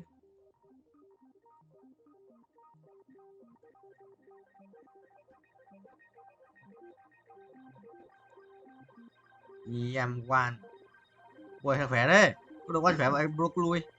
Thầy mà chưa khỏe như vậy, thầy khỏe hơn. Ánh sáng. Mày nhót. Mấy cái đéo bây giờ, đéo biết đặt trên gì luôn. Ở trên ta còn 4 tiền là đánh con đây. Yes sir, sống chết có số rồi. Dạ. Bảo Nam về phê phát gì Vũ xong rồi lên xem có sao. Well. Với cùng rồi. Hết rồi, cảm xúc mất đi, đi mất được mà, đến móc cuối phát đi mất được luôn. Không đi mất đi chứ. Bị mất luôn. Hôm tao tính đến mãi không đi thầm thì bớt này, tao đánh 50 tỏi tiền đéo thì bớt rồi sau thì bớt thì không. Em gì, bao nhiêu tiền trả đến đéo rồi sau phải đi bớt hết.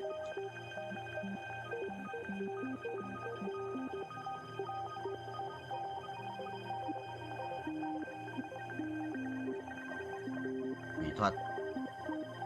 Anh có minion này.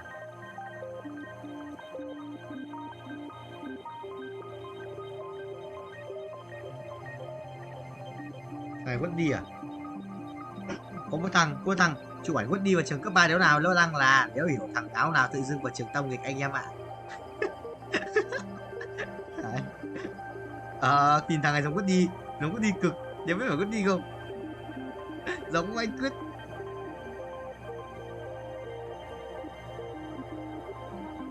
Thằng quất đi thật thì sao ấy? Quất đi mà, nhưng mà nhìn nó béo hơn mọi lần ấy.